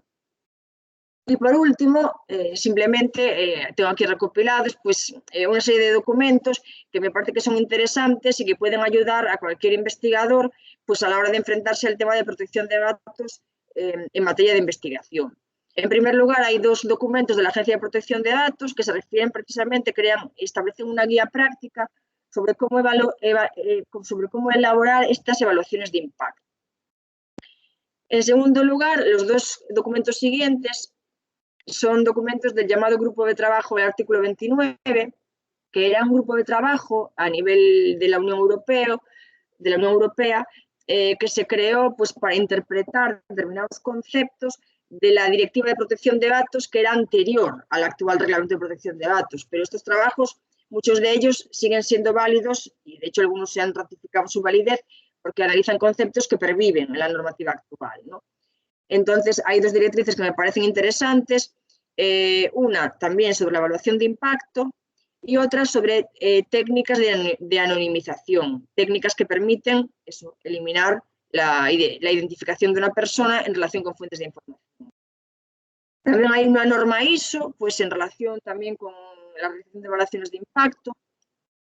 Luego también he incluido, por el siguiente punto, pues los documentos de H2020, aunque bueno, se nos acaba ahora y empieza el Horizon Europe hasta el 2027, que supongo que tendrá unos documentos similares, ¿no? Son documentos que sirven pues, para cada investigador que pide un proyecto en el ámbito de la Unión Europea para realizar su propia evaluación ética y sobre todo tratar los temas, es decir, cómo gestionar o cómo incluir en su solicitud todos los temas relacionados con las cautelas que debe seguir en materia de protección de datos, ¿no? Finalmente, bueno, hay un documento que mencioné antes, me parece muy interesante, es de este mismo año, es del Supervisor Europeo de Protección de Datos, que como veis es una opinión preliminar, porque bueno, estos temas pues, son complejos, es una opinión preliminar sobre la protección de datos en el ámbito científico, ¿no? Y que habla un poco eso sobre un poco parte de este principio que yo decía al inicio, de la flexibilidad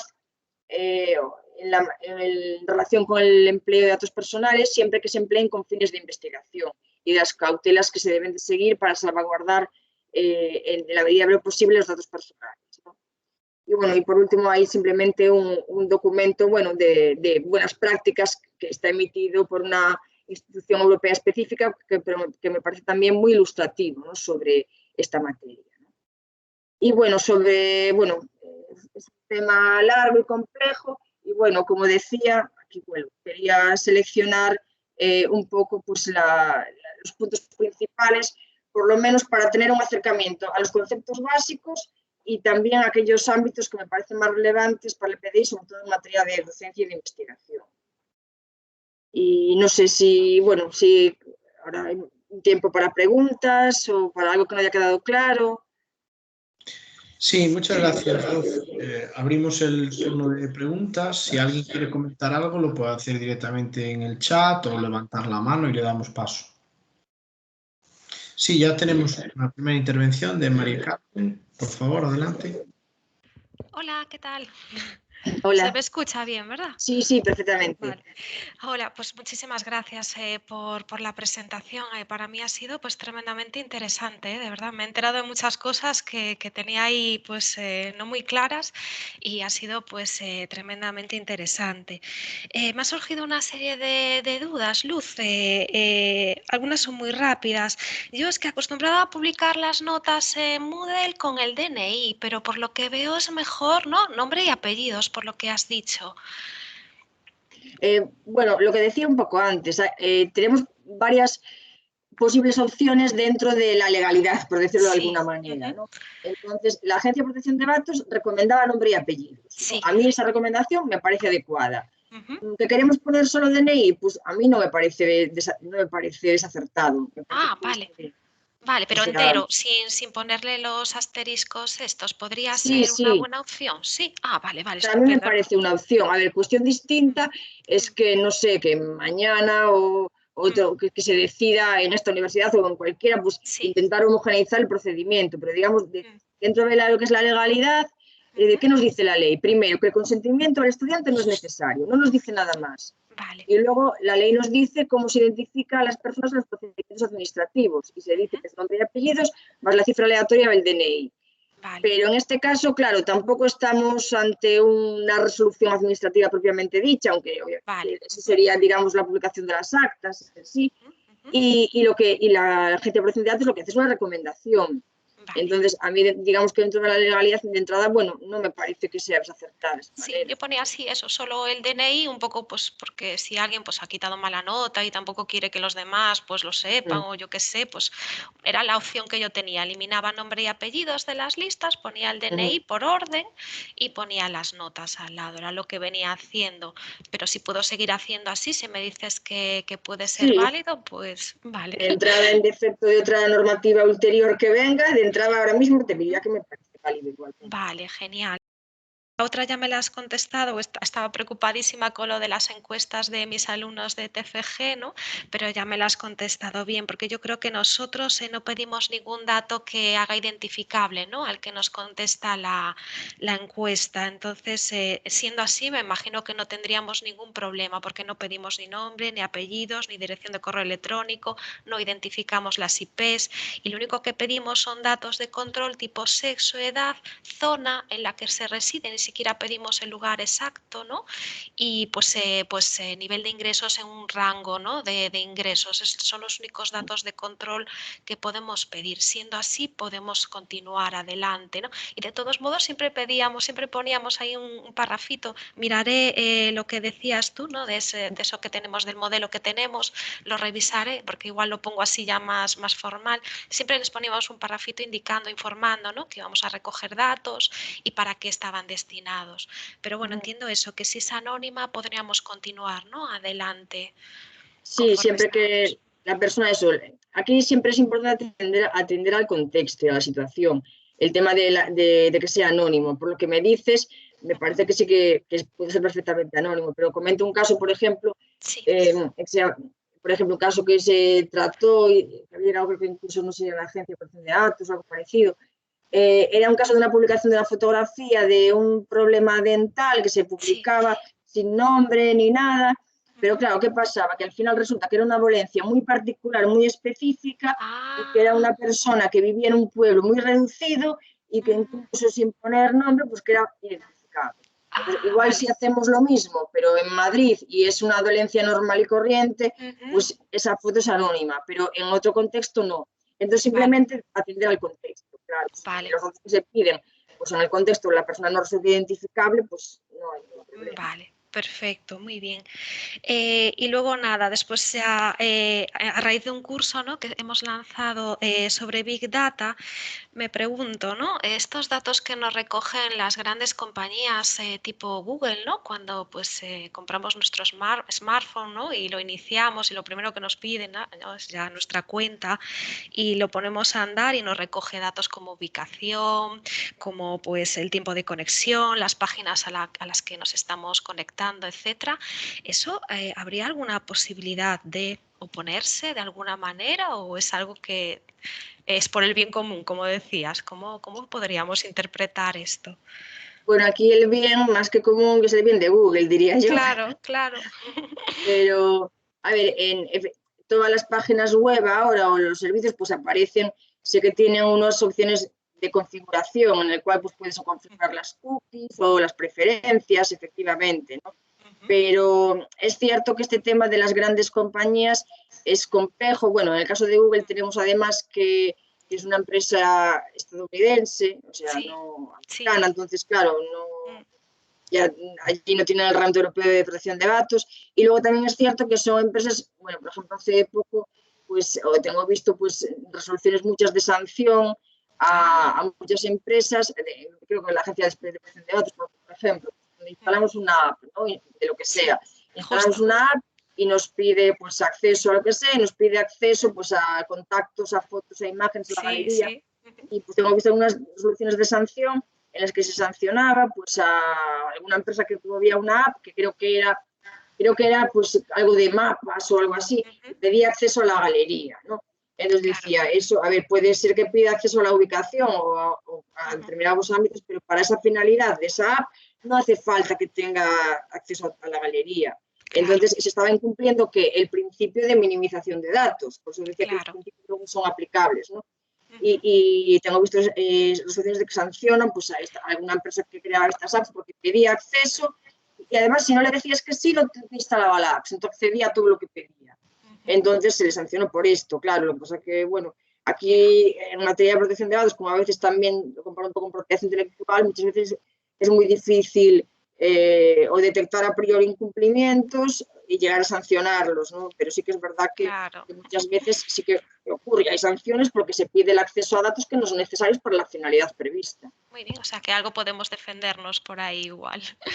Bueno, claro, cosa que cuesta, por ejemplo, la primera sentencia de del Tribunal de la Unión Europea sobre el que consagró el derecho al olvido fue una sentencia en relación con una solicitud de una persona que pedía que Google retirara del buscador el acceso a una noticia muy antigua que contaba algo malo de esa persona. ¿No? Entonces, claro, por eso que exigió pues, que una persona se tomara la molestia de recurrir, de llegar hasta el Tribunal de Justicia de la Unión Europea, y luego sí dijo que él tenía que retirar su solicitud y retirar esa imagen. No retirarla de la publicación en sí de la biblioteca, sino del buscador. Entonces, claro, muchas veces se llega a esto, ¿por qué? Pues porque hay alguien que empieza a reclamar y no siempre es tan sencillo, claro, sobre todo cuando hablamos de este tipo de empresas a gran nivel, ¿no?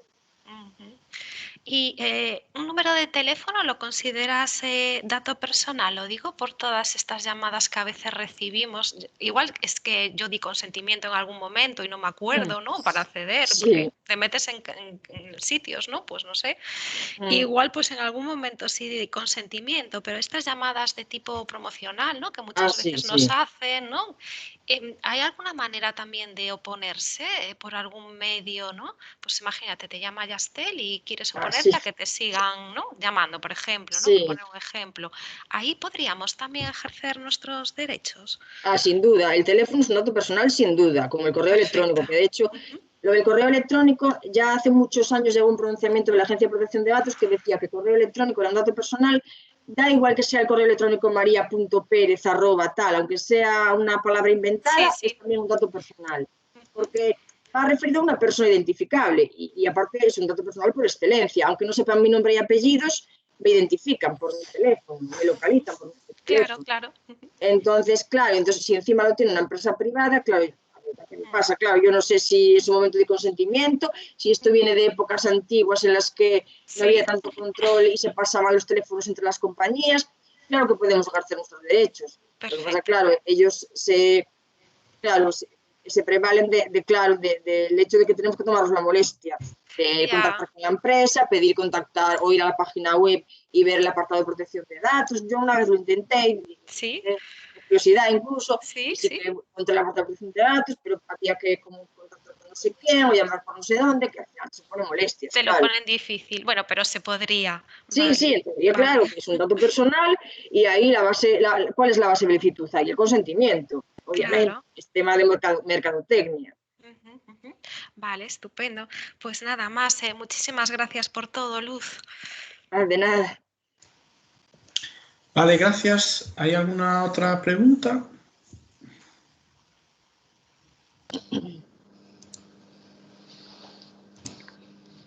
Sí, adelante, Benigno. Tienes el micrófono desactivado. Activo ahora. Muy bien. Se te oye perfectamente. Adelante, por favor. Perfectamente. Vale, mira, es una pregunta sobre precisamente, bueno, creo que ya estamos hablando sobre ello, ¿no? Sobre lo que es el alcance realmente de la anonimización y lo identificable, ¿vale? Me refiero a lo siguiente, para centrarlo de alguna manera. Muchas se hacen sobre los datos del propio personal de la universidad. Se hacen de la universidad, o sea, habitualmente todos recibimos encuestas en las cuales están, ¿no? Entonces, a ver, la cuestión cuando me refiero al alcance me refiero a lo siguiente. De partida, aunque se hagan sin nombre, apellidos, sin correo electrónico, Pues los datos esos, en la base de datos que se compendia, evidentemente para muchos no serán identificables las personas que están participando, pero seguro que para todos podemos identificar a alguien ahí. O sea, yo estoy prácticamente seguro porque hay datos del estilo de tiempo de docencia, categoría profesional,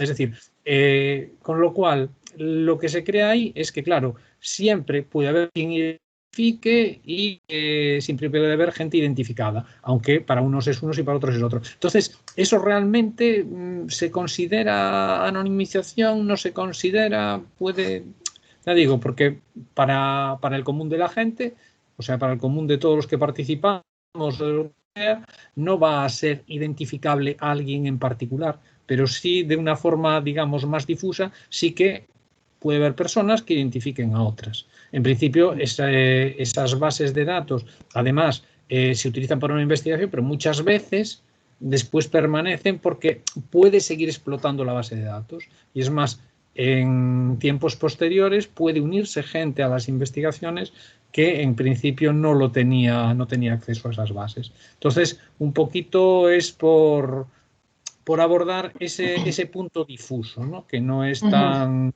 claro, ¿no? Sí, es un poco eso, la línea que comentaba también en mi respuesta anterior con el ejemplo también de la foto y también lo comentaba en la intervención. De entrada, para que la encuesta sea anónima, obviamente tiene que ser sin pedir nombre y apellidos, sin pedir DNI, sin pedir dirección de correo electrónico y sin que quede grabada ni la dirección de correo electrónico ni quede grabada la IP de ninguna manera, ¿no?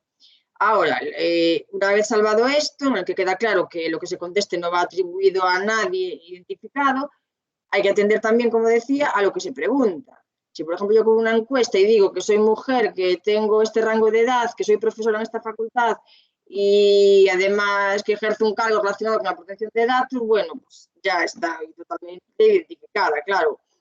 Todo depende, claro, es una cuestión, como ya digo, hay que evaluar caso por caso. Habrá casos en los que a lo mejor, bueno, si solo se pide rango de edad y centro de trabajo, bueno, pues a lo mejor no es la persona fácilmente identificable.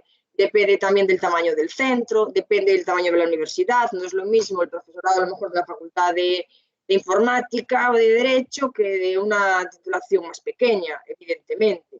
Entonces hay que atender al contexto. Entonces, si llegamos a pedir un conjunto de información que sea tan reducido y que se vaya así acotando hasta que la persona pueda llegar a ser identificable, está claro que ya deja de ser anónimo, claramente.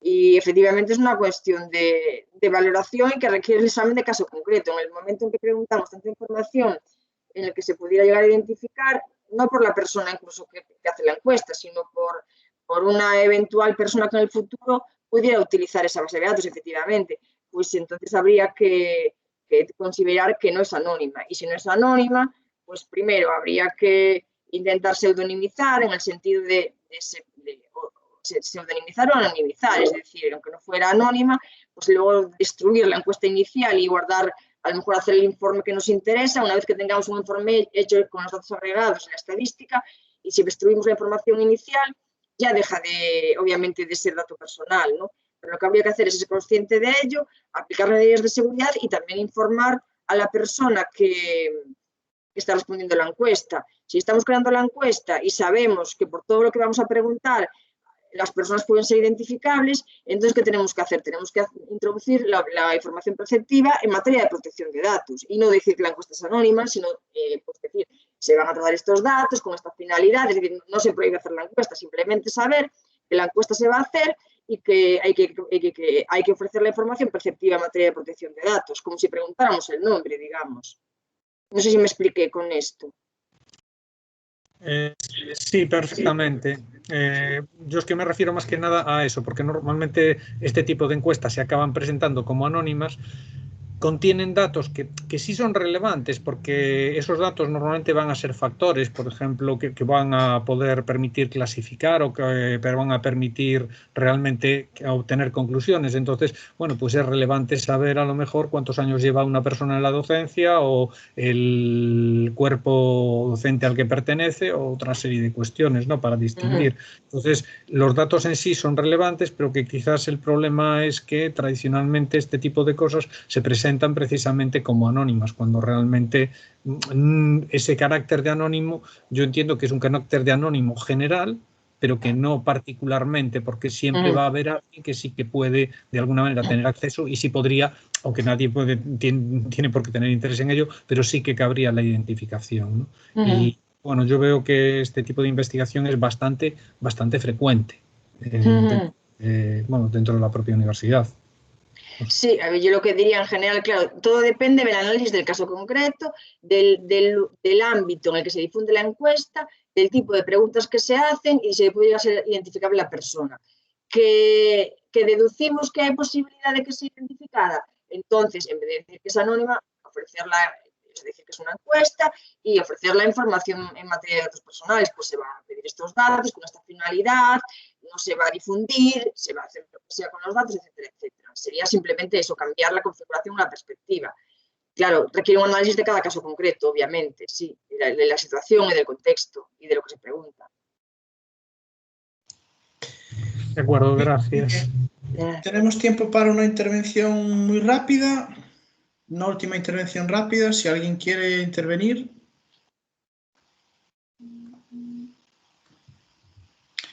Y si nadie quiere intervenir, pues aprovechamos para dar las gracias una vez más a Luz por atender a nuestra invitación y por habernos dado esta interesante charla. Y nada más, muchas gracias a todos los que habéis asistido y a los que habéis también intervenido. Y muchas gracias y hasta luego. Nos vemos para la próxima. Pues muchas gracias a todos por la atención, que sé que es un tema que es así como un poco complejo y farragoso, y gracias por estar presentes. Y espero haber por lo menos podido transmitir lo básico, ¿no?, en esta compleja materia. Muy bien, pues muchas gracias.